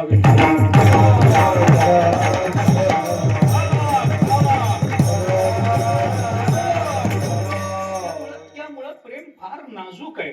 आपण दुसऱ्यावर प्रेम करताना दिसतो, मनुष्य दिसत नाही असं नाही. लोक म्हणतात काय घरादारातून आम्हाला प्रेम मिळत नाही का? मिळतं ना, मी कुठं नाही म्हणतो. नवरा बायकोवर प्रेम करत नाही का? करतो की. बायको नवऱ्यावर करत नाही का? करते की. म्हणून तर प्रपंच चालू आहे, म्हणून तर सगळं व्यवस्थित चालू आहे. पण मी आपल्याला खरं सांगू, नवरा बायकोवर का प्रेम करतो आणि बायको नवऱ्यावर का प्रेम करते याचा शोध घेतलाय का हो तुम्ही कधी? शोध याचा कधी मुळात जाऊन कधी शोध घेतलाय का? मी तुम्हाला आता कीर्तनच आहे, सांगायला काय लाज वाटायचं काय कारण? कीर्तनात मोकळं बोलतो मी, काय कुणाला तुकोबारायांचा भाषा आहे, आपल्याला काय आपल्या मनाचं बोलायचं नाही, कुणावर आरोप नाही. नवरा बायकोवर प्रेम करतो कारण ती 12 वाजायची वेळ सांभाळते, आणि बायको नवऱ्यावर प्रेम करते कारण तो महिन्याचं पगाराचं पाकिट तिच्या हातात देतो म्हणतो. याच्या पलीकडे काही काम नाही, काही नाही. माझी भाषाच नाही, हे मी बोलतच नाही. आपण उपनिषद बघा, याज्ञवल्क्याने म्हटलंय बृहदारण्यकामध्ये, नवारे पत्युकामाय पतिप्रियं भवति आत्मनस्तु कामाय पतिप्रियं भवति नवारे जाया कामाय जाया प्रिया भवति आत्मनस्तु कामाय जाया प्रिया भवति. जाऊ द्या, काय करायचंय आपल्याला लांब सगळं सांगून. मी छोटा प्रयोग सांगतो, तेवढा करून बघा. लहान प्रयोग, मी अवघड बोलतच नाही, मला येतही नाही. सोपं सांगतो, एक छोटा प्रयोग घरी जाऊन करून बघा. काय करायचं? काही नाही, या महिन्यापासून घरी पगार द्यायचा बंद करा. काही फार अवघड नाही, सोपा प्रयोग. या महिन्यापासून घरी पगार द्यायचा बंद करा. नाही तुम्हाला पुढच्या चातुर्मासाला पंढरपूरला पाठवलं तर नाव बदलून देतो. कोण घरी ठेवून घेत? कोण घरी ठेवून घेत? अहो, खाणार तोंड, हात न काम न करणारा हात आपल्यासारख्या मध्यमवर्गीयाला परवडत नसतो. परवडत नाही आपल्याला. नुसतंच खाणारं तोंड आणि काम न करणारा हात परवडत आपल्याला? परवडत नाही. जर खाणारं तोंड वाढलं असेल तर काम करणारा हातही वाढला पाहिजे. आणि जो हात काम करतो त्यालाच घरामध्ये खाण्याचा अधिकार आहे. बरोबर आहे ना? नुसतंच खातो, पगार देत नाही, कोण घरी ठेवतं? चला निघा, हे घर तुमचं नाही आहे. काम करायचं असेल तर घरात राहा, पैसा द्यायचा असेल घरात राहा, नाहीतर काही उपयोगाचं नसतं. मी कशा करता बोलतो? वेदांताचा सिद्धांत आहे हा, मी माझ्या मनाचं बोलत नाही. इयम आत्मा परानंद परप्रेमास्पदम यतः मानभुवम हि भूयासम इति प्रेमात्मनिक्षते. संतांची भाषा आहे, शास्त्राची भाषा. ज्ञानोबारायांना विचारा, ज्ञानोबारायांनी जवळ हे आपल्याला सांगितलं ज्ञानेश्वरीमध्ये. तेथ प्रियाची परमसीमा, तो भेटे माऊली आत्मा, तया खेबी आटे डिंडिमा संसारिक हे. ज्ञानोबाराय हीच भाषा बोलून दाखवतात. या सगळ्याचा अर्थ काय? प्रेम असं बोलून दाखवण्यासाठी. कालिदासाचं एक वचन आहे, कालिदासाने म्हटलंय अतिस्नेहा हा पापशंकी. कालिदास असं म्हणतात, काही माणसं जर विनाकारण आपल्या पुढं करायला लागली, फार प्रेम दाखवायला लागली, की डोळे झाकून समजा यांच्या मनात पाप आहे. तुम्ही कोणत्याही राजकारण्याला विचारा, माझं म्हणणं खोटं नाही. माणसं विनाकारण आपल्या जवळ येत नाहीत, विनाकारण कोणी पुढं करत नाही. अहो, विनाकारण आपल्यावर प्रेम करणारं या जगतामध्ये फक्त ज्ञानोबाराय तुकोबाराय, दुसरं कोणी नाही. लक्षात ठेवा, ऐसी कळवळ्याची जाती खरी लाभावी न प्रीती करणारे ज्ञानोबाराय तुकोबाराय. बाकी सगळे स्वार्थापोटी आपल्यावर प्रेम करतात. लांबवायचं नाही. प्रेम अत्यंत नाजूक आहे, अत्यंत नाजूक. भाषा प्रेमाबद्दल बोललेलं सुद्धा, अहो प्रेम करतो, फार प्रेम आहे आमचं तुमच्यावर म्हणणारेच कधी काटा काढतात पत्ता लागत नाही आपल्याला. काय खरंय, काय आपल्याला सांगता येतं नाही. मग प्रेम अत्यंत नाजूक आहे, अत्यंत नाजूक. किती नाजूक? त्याला शब्दाचा वारा सुद्धा सहन होत नाही, इतकं प्रेम नाजूक. भक्तिशास्त्रातली उदाहरणं देत बसत नाही मी. आणि जगाचा नियम असा आहे महाराज, वस्तू जेवढी नाजूक असते ना, तेवढं तिला हाताळणाऱ्याचा अधिकार मोठा लागत असतो. जगाचा नियम आहे, वस्तू जेवढी नाजूक तेवढं तिला हाताळणाऱ्याचा अधिकार मोठा लागत असतो. हा, जी वस्तू नाजूक नाही, कसंही असलं तरी चालतं, मग ती कुणाच्याही हातात द्यायला काही हरकत नाही. पण वस्तू जर नाजूक असेल, मी उदाहरण सांगतो आपल्याला, काय लांबवायचंय जास्त, उदाहरणानं पटकन कळतं. उदाहरण सांगून पुढे जातो. घरामध्ये मुलीला बघायला पाहुणे येतात. आता बघण्याचा कार्यक्रम असतो, बायका घरबीर आवरून ठेवतात. आवरतात म्हणजे काय, बाहेरचा सगळा पसारा कपाटात कोंबून ठेवतात ते जाईपर्यंत. मग ते पाहुणे गेले, कपाट उघडलं की सगळं ब्रह्मांड पुन्हा अंगावर पडायचं ते पडतं. ते जाऊ द्या, पण ते बायका सगळे खोल्या बिल्या आवरून ठेवतात, सगळं अमुक तमुक करून ठेवतात. ते पाहुणे येतात, पाहुणे आले, आता बोलायचंय, काही ठरवायचंय. बाकी सगळं आता बोलायचं असतं. मग आता पाहुणे आल्याबरोबर त्यांना पाणी घेणे तरी विचारलं पाहिजे, आपली संस्कृती आहे, पाणी तरी विचारलं पाहिजे. मग ते स्टीलच्या फुलपात्रामध्ये पेल्यामध्ये पाणी भरते ती आई आणि मुलाला, बाळ्या इकडे बरं, एवढं पाणी पाहुण्यांना नेऊन दे म्हटलं की बाळ्या इथे पाणी घेतो, ट्रे घेतो, पाहुण्यांपर्यंत जातो. कोणी पाणी पितं, कोणी पित नाही, कोणी अर्ध पितं. ते सगळे पुन्हा ते ग्लास त्या ट्रे मध्ये घालतो. परत येताना त्या बाळ्याचा पाय गालीच्या मध्ये अडकतो आणि बाळ्या पडतो. पडलं की धाडकन हातातला ट्रे पडतो. ते फुलपात्र ठळ ठळ ठळ ठळ वाजतात, इकडं तिकडं जातात, पाणी सांडतं. मग आई चिडते त्याच्यावर, अरे आधीच पाहुणे आले तर एक काम माझं वाढवलं की नाही तू, आता हे सगळं पुसून घ्यावं लागणार मला. मग ती कसं बसे ते फुलपात्र उचलते, सगळे ते पाणी वगैरे पुसून घेते. सगळं झालं, मग बाहेर बोला चाली होते, लग्न ठरतं. आता लग्न ठरलं म्हटल्यानंतर चहा तरी द्यायला पाहिजे. कोणाला व्याही आहे, कोणाला जावई आहे, त्याला चहा द्यायचा. मग आता यांना द्यायचा चहा काय वारकऱ्यांना देतात त्या कपात देतात का? होणाऱ्या व्याह्याला दिला जाणारा चहा, होणाऱ्या जावयाला दिला जाणारा चहा तुम्हाला आम्हाला वारकऱ्याला देतात त्या कपात देतात का? ते देत नाहीत महाराज. 5,000 रुपयाला एक कप बशी. किती? 5,000 रुपयाला 12 नाही, एक कप बशी. त्या कप बशा त्या अशा वर का ठेवतात मला अजून कळलं. खाली ठेवलं तर काय बिघडत, पण ते वरच ठेवावं लागतं. मग ते वर ठेवलेल्या त्या कपबशा काढायच्या, त्या नाजूक असतात. 5,000 रुपयाला एक. काय कपबशी नाजूक असेल काचेची. मग ते पुसायची, त्याच्यामध्ये ते चहा गाळायचा आणि गाळून झाल्यानंतर आता म्हणते काय, बाळ्या येण एवढं नेऊन दे म्हणून. नाही आता बाळ्या नाही, आता ओ इकडे या, इकडे या. एक कपबश चहा आहे, पाहुण्याला नेऊन द्यायचा आहे. नीट व्यवस्थित घेऊन जा, तोंड वर करून चालू नका. तोंड वर करून चालू नका. महागाच्या कपबशा आहेत, एक वेळ सोयरीक तुटली तर चालेल, पण कपबशी फुटली नाही पाहिजे. दृष्टांत संपला, मला लांबवायचं नाही. मला सांगायचंय काय, जगाचा हा नियम आहे महाराज, की वस्तू जेवढी नाजूक असते ना तेवढा तिला हाताळणाऱ्याचा अधिकार मोठा असावा लागतो. मग प्रेम जर इतकं नाजूक आहे, जगामध्ये सगळ्यात जास्त जर नाजूक प्रेम आहे, ज्ञानापेक्षा नाजूक जर प्रेम आहे, प्रेम कधी बिघडू शकतं? झालेलं ज्ञान कधीच बिघडत नाही. प्रेम कधी बिघडू शकतं? अजामेळ पहिल्यांदा चांगलाच होता, बिघडलाच की नाही? नंतर काय झालं सोडून द्या, पण बिघडला की नाही? बिघडला. कधी असं होऊ शकतं? मग जर जगात सगळ्यात जास्त नाजूक प्रेम आहे, तर परमात्मा कुणाच्याही हातात प्रेम देईल काय? देणार नाही. मग आम्हाला आमचा अधिकार वाढवावा लागेल. आणि प्रेम मागण्याच्या अधिकाराचा ज्या वेळेला विचार होतो, तेव्हा अधिकाराचा विचार करताना दोन पद्धतीने विचार करावा लागतो. एक अंतरंग अधिकार असतो आणि एक बहिरंग अधिकार असतो. बहिरंग अधिकार अंतरंग अधिकाराला सिद्ध करतो आणि अंतरंग अधिकार आम्हाला प्रेम मागायचा अधिकार प्राप्त करून देत असतो.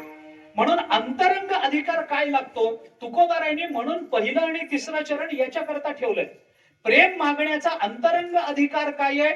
विठो माऊलीये हाची वर देई, संचरोनी राही हृदया माझी. हे अंतरंग अधिकाराचं मागणं आहे. पण अंतरंग अधिकार असा एकदम सिद्ध होत नाही, तो बहिरंग अधिकारानं सिद्ध करावा लागतो. मग प्रेम मागण्याकरता जर संचरोनी राही हृदया माझी हा अंतरंग अधिकार आहे, तर हा संचरोनी राही हृदया माझी होण्याकरता काहीतरी बहिरंग अधिकार आपल्याला असला पाहिजे. मग बहिरंग अधिकार काय लागतो? त्या अधिकाराची मागणी करताना तुकोबाराय बोलतात की माझे डोळे जर तुझ्या रूपाकडे कायमचे लागले, तर या अधिकारामुळे तू माझ्या हृदयामध्ये येऊन कायमचा बसू शकशील. असं पहिल्या चरणामध्ये बहिरंग अधिकार माझे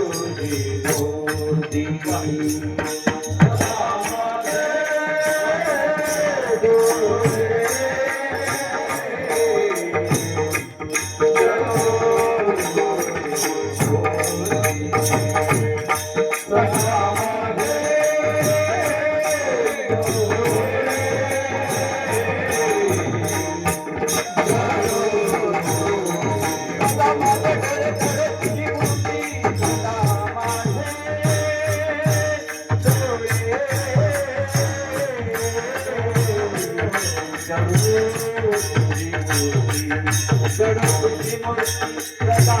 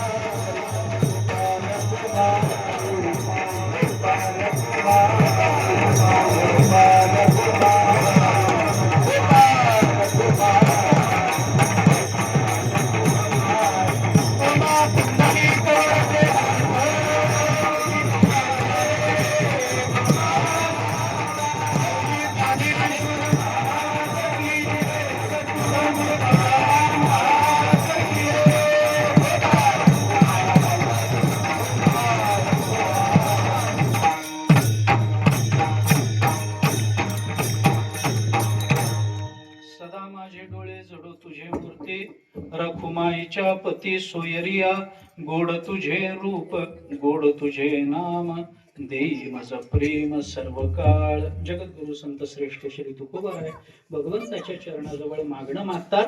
आपल्याला काय मागावं, कसं मागावं, किती मागावं, कोणाजवळ मागावं हे कळावं म्हणून. हे पहिलं उत्तर आपण घेऊन आलो. एक उत्तर द्यायचंय माझ्या लक्षात आहे, विसरलो तर आठवण करा शेवटी. कीर्तन संपायच्या आधी नंतर करून काय उत्तर देतो त्याचं. तर तुकोबारायांनी भगवंताच्या चरणाजवळ प्रेम मागितलं, पण परमात्मा सहजासहजी प्रेम देत नाही, ही वस्तुस्थिती आहे. कारण प्रेम अत्यंत नाजूक आहे. भागवतांनी सुद्धा या संबंधामध्ये प्रथम स्कंधामध्ये चिंतन केलेलं आपल्याला दिसतं.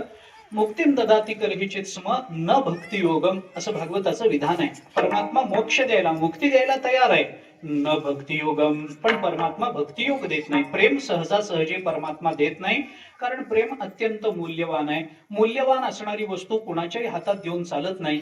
नाजूक असणारी वस्तू हाताळणाऱ्याचा अधिकार मोठा लागतो. मग तो अधिकार आपल्याला मिळावा याच्याकरता अंतरंग आणि बहिरंग अशा दोन अधिकाराची मागणी तुकोबारांनी पहिल्या आणि तिसऱ्या चरणामध्ये केली.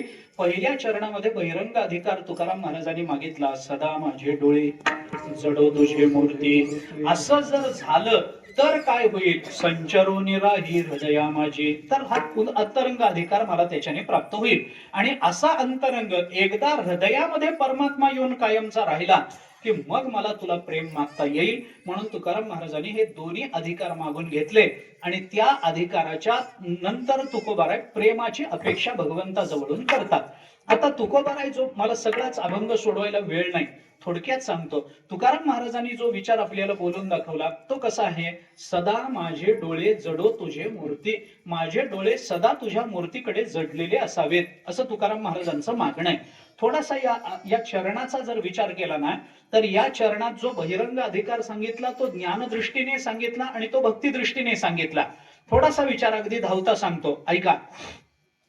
काय आहे, या चरणामध्ये डोळे या पदावर जर जोर दिला तर या चरणाचा ज्ञानपर अर्थ आहे, आणि या चरणातल्या मूर्ती शब्दावर जर जोर दिला तर या चरणाचा भक्तीपर अर्थ आहे. विठ्ठला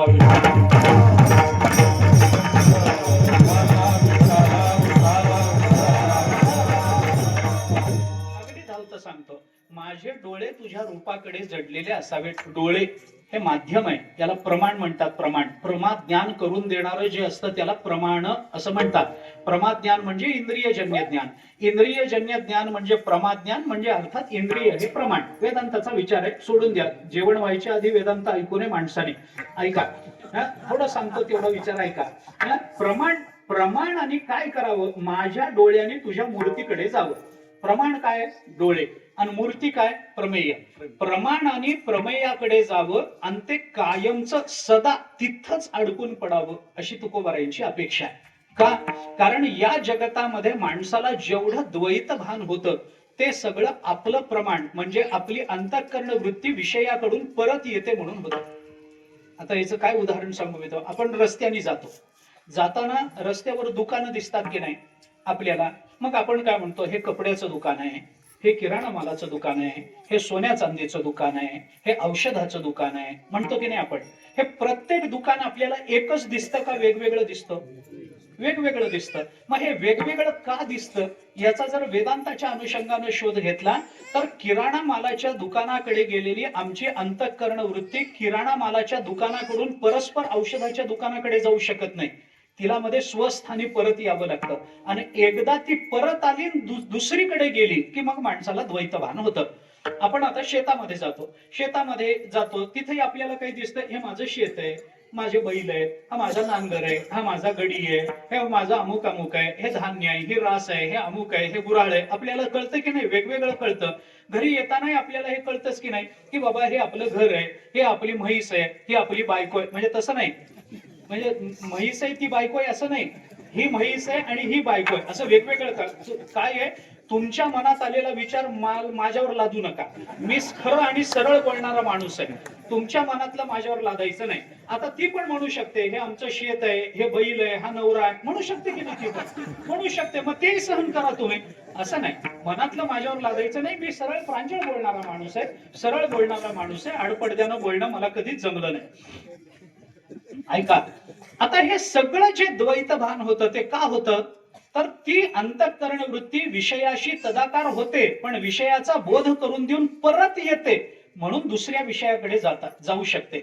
एकदा आमची अंतःकरण वृत्ती विषयाकडे गेली आणि विषयाशी तदाकारच झाली, ती जर परतच आली नाही आणि ज्या विषयाकडे अंतःकरणाने जावं परतच येऊ नये असा एकच विषय या जगताच्या पाठीवर आहे, विषय तो त्यांचा नारायण, की जिथं गेल्यानंतर परत आमची इंद्रिय मागे येऊ शकत नाही. म्हणून संत जेव्हा परमात्म्याला बघतात त्यांची अंतःकरण वृत्ती परमात्मा रूप होते, त्यावेळेला त्यांना काही बघा, त्यांना वेगवेगळं भान होत नाही. जे जे दृष्टी दिसे ते ते हरिरूप. पूजा ध्यान जप त्यासी नाही. तुकोबारायांनी आपल्याला हे चिंतन करून सांगितलं. नाथ महाराजांनी सांगितलं तसं तुकोबारायांचं प्रमाण मी आपल्याला देतो. अरे एकदा आमचे डोळे देवाकडे गेले, परत माघारी नाही आले, तर मग आम्हाला सर्वत्र भगवंताचं दर्शन होतं. तुझ पाहता सामोरे, तुझ पाहता सामोरे, तुझ पाहता सामोरी, तुझ पाहता सामोरी. दृष्टीला फिरे माघारी, दृष्टीला फिरे माघारी, माघारी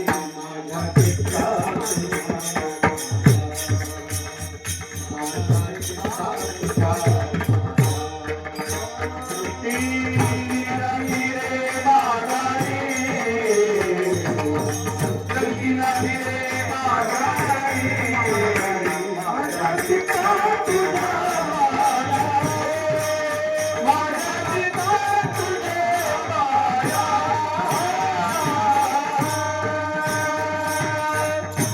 सकाळी आपण म्हणतो माझे चित्त तुझे पायी राही ऐसे करी काही.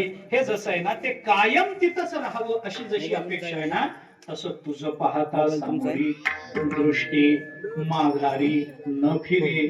आमची दृष्टी आमचे डोळे कायम तुझ्या जवळ असावेत. सदा माझे डोळे जडो तुझे मूर्ती. डोळ्यावर जोर दिला तर ज्ञानापर अर्थ आहे, मूर्तीवर जोर दिला तर भक्तीपर अर्थ आहे. तुकोबाराय देवाला सांगतात की देवा माझे डोळे तुझ्या मूर्तीकडे जडलेले असावेत. म्हणजे देवा तुम्ही मूर्ती म्हणजे रूपच इतकं सुंदर धारण करा की माझ्या डोळ्याला दुसरं काही बघावं वाटलंच नाही पाहिजे.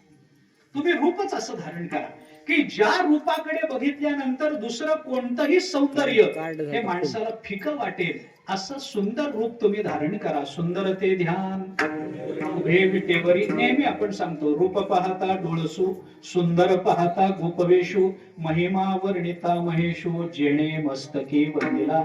आपण नेहमी म्हणतो ना की परमात्मा सुंदर आहे, सुंदर आहे, सुंदर आहे. किती सुंदर. अरे त्या रुक्मिणी मातेने देवाला सांगताना असं सांगितलं की देवा काय तुमचं सौंदर्य. श्रुत्वा गुणान भुवन सुंदर शृण्वतांते. भागवतामध्ये त्या रुक्मिणी मातेने पाठवलेल्या पत्रामध्ये भागवत बोलतं, रुक्मिणी माता बोलते तुम्ही त्रिभुवनामध्ये सुंदर आहात. सौभाग्य सुंदरू, लावण्य सागरू, बाप रखुमा देवीवरू, श्री विठ्ठलू. कितीतरी प्रमाण आपल्याला या संबंधामध्ये देता येतील. परमात्मा सुंदर आहे. देवा तुम्ही रूप असं धारण करा. आम्हाला आता दुसरं काहीही बघायचं नाही. म्हणून तुळशी हार गळा, कासे पितांबर, आवडे निरंतर. हे ध्यान का हे ची ध्यान. हे ध्यान नाही, हे ची पाहिजे. आता ह्याच्यापेक्षा वेगळं काही नको, ह्याच्यापेक्षा वेगळं नको. प्रमाण खूप आहे, वेळ आपल्या हातामध्ये कमी आहे. देवा आता आमची इच्छा एवढीच आहे. मग आता दुसरं रूप तुम्ही धारण करू नका. आता हेच रूप तुम्ही आमच्या डोळ्यासमोर तुम्ही टिकव वगैरे वगैरे पुष्कळ प्रमाण आपल्याला देता येतील. सोडून द्या, मला रूपामध्ये आता अडकायचं नाही. वेळ संपली आपली. थोडासा विचार या संबंधामध्ये ऐका. शेवटचा एक विचार सांगायचा आहे म्हणून ठेवलाय, तोही सांगून जातो मी. लक्षात आहे माझ्या. तुम्ही तुझं पाहता सामोरी, दृष्टी माघारी न फिरे. हे जसं ज्ञानाच्या बाबतीत आहे तसं आवडे निरंतर हेची ध्यान. आता दुसरं आम्हाला ध्यान बघायचं नाही. आता दृष्टी पुढे ऐसा तू राहे का ऐसाची तू राहे. ऐसाची आवडे निरंतर हेची. हे च च च च कशा करता. च फार महत्वाचा असतो. अहो तुम्ही जेवायला या म्हणणं वेगळं आणि तुम्हीच जेवायला या म्हणणं वेगळं. फरक आहे का नाही. तुम्ही जेवायला या म्हणलं की सत्याचा काल आहे, सगळेच या. पण तुम्हीच या म्हणलं की पार्टी मिटिंगचं जेवण आहे. बायकोला आणू नका. मुला कोण कधी बंडखोरी करील सांगता येत नाही. तुम्हीच म्हणजे तुम्हीच या, इतरांना आणू नका. हा फरक पडतो ना त्याच्यामध्ये. तसं आता दृष्टी पुढे ऐसाची. आता तुम्ही रूप बदलायचं कारण नाही देवा. तुम्हाला आता रूप बदलता येणार नाही. मी गंमत म्हणून अनेकदा सांगतो, महाराज आपण रोज फिरतोय कीर्तनाकरता, रोज फिरतोय. आतापर्यंत किती मंदिरात आपण कीर्तन केलंय आपल्याकडे मोजदात नाही. शंकराच्या मंदिरात केलंय, गणपतीच्या मंदिरात केलंय, रामाच्या मंदिरात केलंय, अजून गणपती काय अजून राहिलं, कृष्णाच्या मंदिरात केलंय, सगळ्या मंदिरात, मारुतीरायच्या मंदिरात केलं. सगळीकडे कीर्तन झाली. मला सांगा पांढऱ्या पाषाणामध्ये संगमरवरामध्ये शंकराची पिंड आपण बघितली का नाही. पांढऱ्या पांढऱ्या संगमरवरामध्ये दिसते कुठे. पण काळ्या दगडातली दिसते का नाही. दिसते. पांढऱ्या रंगातली गणपतीची संगमरवरातली मूर्ती आहे का नाही? आहे. काळ्या दगडातली आहे का नाही? आहे. काळ्या दगडातली रामाची मूर्ती असते का नाही? असते. पांढऱ्या दगडातली असते की नाही? असते. मला सांगा, या जगाच्या पाठीवर पांढरा पांडुरंग तुम्ही कुठे बघितला? पांढरा पांडुरंग. अहो, काळ्या दगडात जर कोरता येतो तर संगमरवरात कोरता येत नसेल का? येत असेल की नाही? येत असेल की नाही? जर काळ्या पाषाणामध्ये पांडुरंगाची मूर्ती कोरता येते तर संगमरवरात कोरता येत असेल की नाही? येते. मग जगातलं कुठलं मंदिर असं आहे की जिथं पांढरा पांडुरंग आहे? तुम्हाला ऐकायला तरी बरं वाटतंय का पांढरा पांडुरंग? परमात्म्याने पांढरा रंग कुठंच घेतला नाही. परमात्मा राहिला फक्त काळाच राहिला. काळ्या रंगाचं एक मी गंमत म्हणून सांगतो. काळ्या रंगाचं एक वैशिष्ट्य आहे. तुम्ही चांगलं चित्र काढून त्याच्यावर जर काळा रंग टाकला ना, काय होतं? चित्र दिसत. दुसऱ्या रंगाला वर येऊ न देणं हा काळ्या रंगाचा स्वभाव. तुम्हाला गंमत म्हणून सांगतो. दुसऱ्या रंगाला काळा रंग कधी वर येऊ देत नाही. म्हणून ठाईचाची काळा अनादि बहु काळा म्हणून वेदा चाळा लावी लागे माय. ज्ञानोबा बोलतात की नाही, हा परमात्मा काळच राहिला. यांनी कधी संगमरवरातली पांडुरंगाची मूर्ती दिसणार नाही. का दिसणार नाही? कारण तुकोबारायांनी सांगितलंय, आता दृष्टी पुढे ऐसाची आहे. आणि तुकोबारायांचा अधिकार एवढा मोठा, देवाने आपला रंग सुद्धा अजून बदलला नाही. विचार करा ना, विचार करा. हे जर बघितलं तर देवा, आता अशी मूर्ती तुम्ही धारण करा की आमचे डोळे सदा तुमच्या मूर्तीकडे लागलेले असले पाहिजेत. सदा माझे डोळे जडो तुझी मूर्ती, रखुमाईच्या पती सोयरिया, गोड तुझे रूप गोड तुझे नाम, देई माझं प्रेम सर्व काळ. म्हणून तुकोबाराय भगवंताच्या चरणाजवळ प्रेम मागतात. प्रश्न फक्त शेवटचा आहे की सर्व सुख जर तुझे पायी आहे तर तुकाराम महाराज मागतात का? पहिलं उत्तर मी आपल्याला देऊन आलो, आपल्याला कळावं म्हणून. दुसरं उत्तर जाता जाता देतो. मला अभंगाची संगती लावली पाहिजे. अभंगाचा विचारानं समन्वय करणं वेगळं असतं आणि अभंगाची शब्दशः संगती लावणं वेगळं असतं, बरं का? आता हे जाऊ द्या, मला आता बोलायचं कारण नाहीये. पुन्हा कधीतरी मी आपल्याला वेगळं बोलीन कधीतरी. परंतु तुकोबाराय असं का म्हणतात? मला शब्दशः संगती लावली पाहिजे ना अभंगाची. तुकोबाराय जर म्हणतात तुझे पायी सुख सर्व आहे, तर मग मागायचं काय कारण आहे? त्याचं कारण सांगतो. हे कारण सांगताना विस्तार करायचा नाही म्हणून पटकन तुम्हाला पसायदानामध्ये नेतो. आपल्याला पसायदान पाठ आहे, मगाशी तुम्ही म्हणला. आता या पसायदानाच्या शेवटी चला, शेवटची ओवी घ्या. पसायदान सगळेच आपल्याला माहिती आहे. मी थोडस सांगतो, ऐका. जाऊ द्या, चला शेवटाकडे नंतर जाऊ. अगदी थोडं सांगतो. या पसायदानामध्ये दुसऱ्या ओवीपासून ज्ञानोबरायांच्या मागण्याला प्रारंभ झाला, बरोबर? मागताना ज्ञानोबरायांची जे मागणं मागतात ते मागताना ज्ञानोबरायांनी जी क्रियापद वापरली आहेत ती सगळी भविष्यकाल वाचक आहे. जे खळांची व्यंकटी सांडो पुढं, आता नाही, सांडो असं मला मिळावं व्हावं असं भविष्यकाल वाचक आहे. जे खळांची व्यंकटी सांडो, सत्कर्मी रती वाढो, भूता परस्परे पडो, मैत्र दुरिताचे तिमिर जावो, विश्व स्वधर्म सूर्ये पाहो, जो जे वांछील तो ते लाहो. हे सगळं व्हावं. आता शेवटची ओवीत या. येथ म्हणे श्री विश्वेश्वरावो, हा होईल दान पसावो, येणे वरे ज्ञान देवो, सुखिया झाला का हो? का बाबा? हे सगळं जर हो तर सुखियाही हो ना. फळांची व्यंकटी सांडल्यावर तुम्ही सुखी होणार की नाही? जग सत्कर्मामध्ये रत झाल्यावर तुम्ही सुखी होणार की नाही? मग हे जर खळांची व्यंकटी सांडो तर सुखिया झाला. पण एवढंच एक क्रियापद वर्तमानकालीन ज्ञानोबरायांनी का वापरलं असेल? हे सगळं जर व्हावं अशी भविष्यकाल मागणी आहे, भविष्यकालीन क्रियापदातून मागणी आहे, तर सुखिया झाला. अरे हे सगळं झाल्यानंतर तुम्ही सुखी व्हाल की नाही? हे पसायदान जर आपल्याकडून व्यक्त झालं तर ज्ञानोबरायांनी म्हणावं, असं जर झालं ना गुरु महाराज, तर येणेवरे ज्ञान देव सुखिया होवो किंवा सुखिया होईल. नाही ना, ज्ञानोबराय म्हणतात सुखिया झाला. हे एवढंच एक क्रियापद वर्तमानकालीन का वापरलं? त्याचं उत्तर सांगतो. तेच या अभंगातल्या माझ्या शंकेचं उत्तर आहे.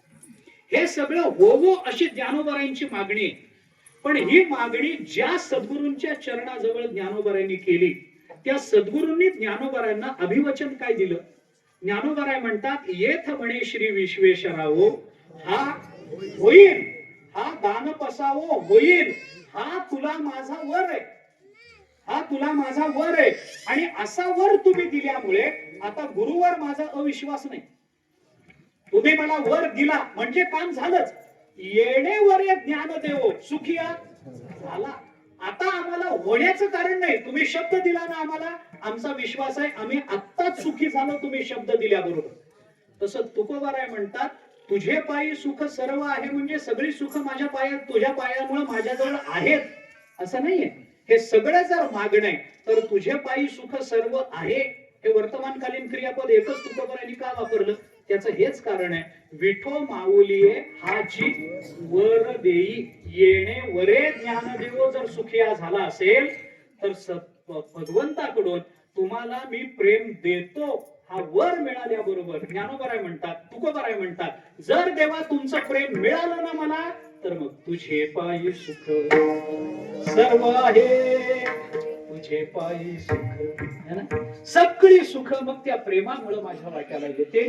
असं तुकोबाराय भगवंताच्या चरणाजवळ मागणं मागतात. त्या मागणीचा विचार करावा आणि आपणही जर मागायचंच असेल तर देवाजवळच मागावं.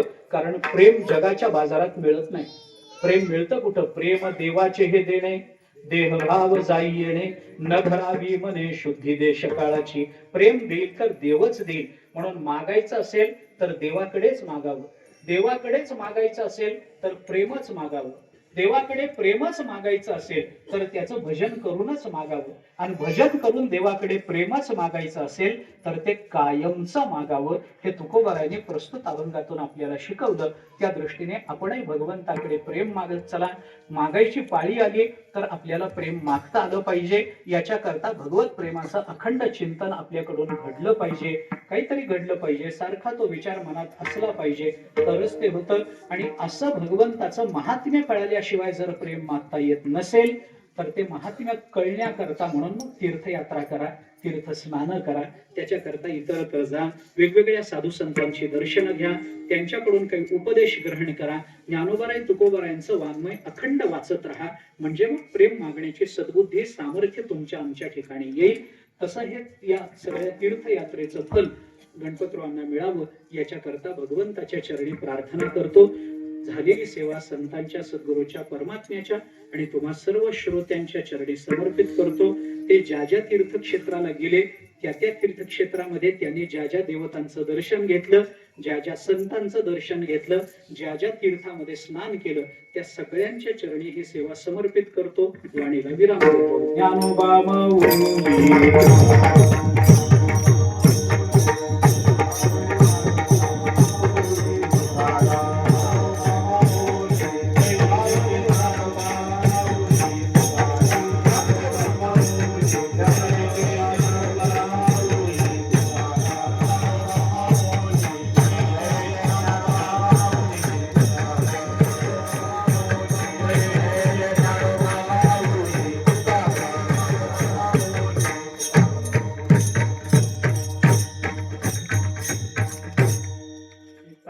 एक सरळ चालू होईल, तोपर्यंत एक सत्कार होणार.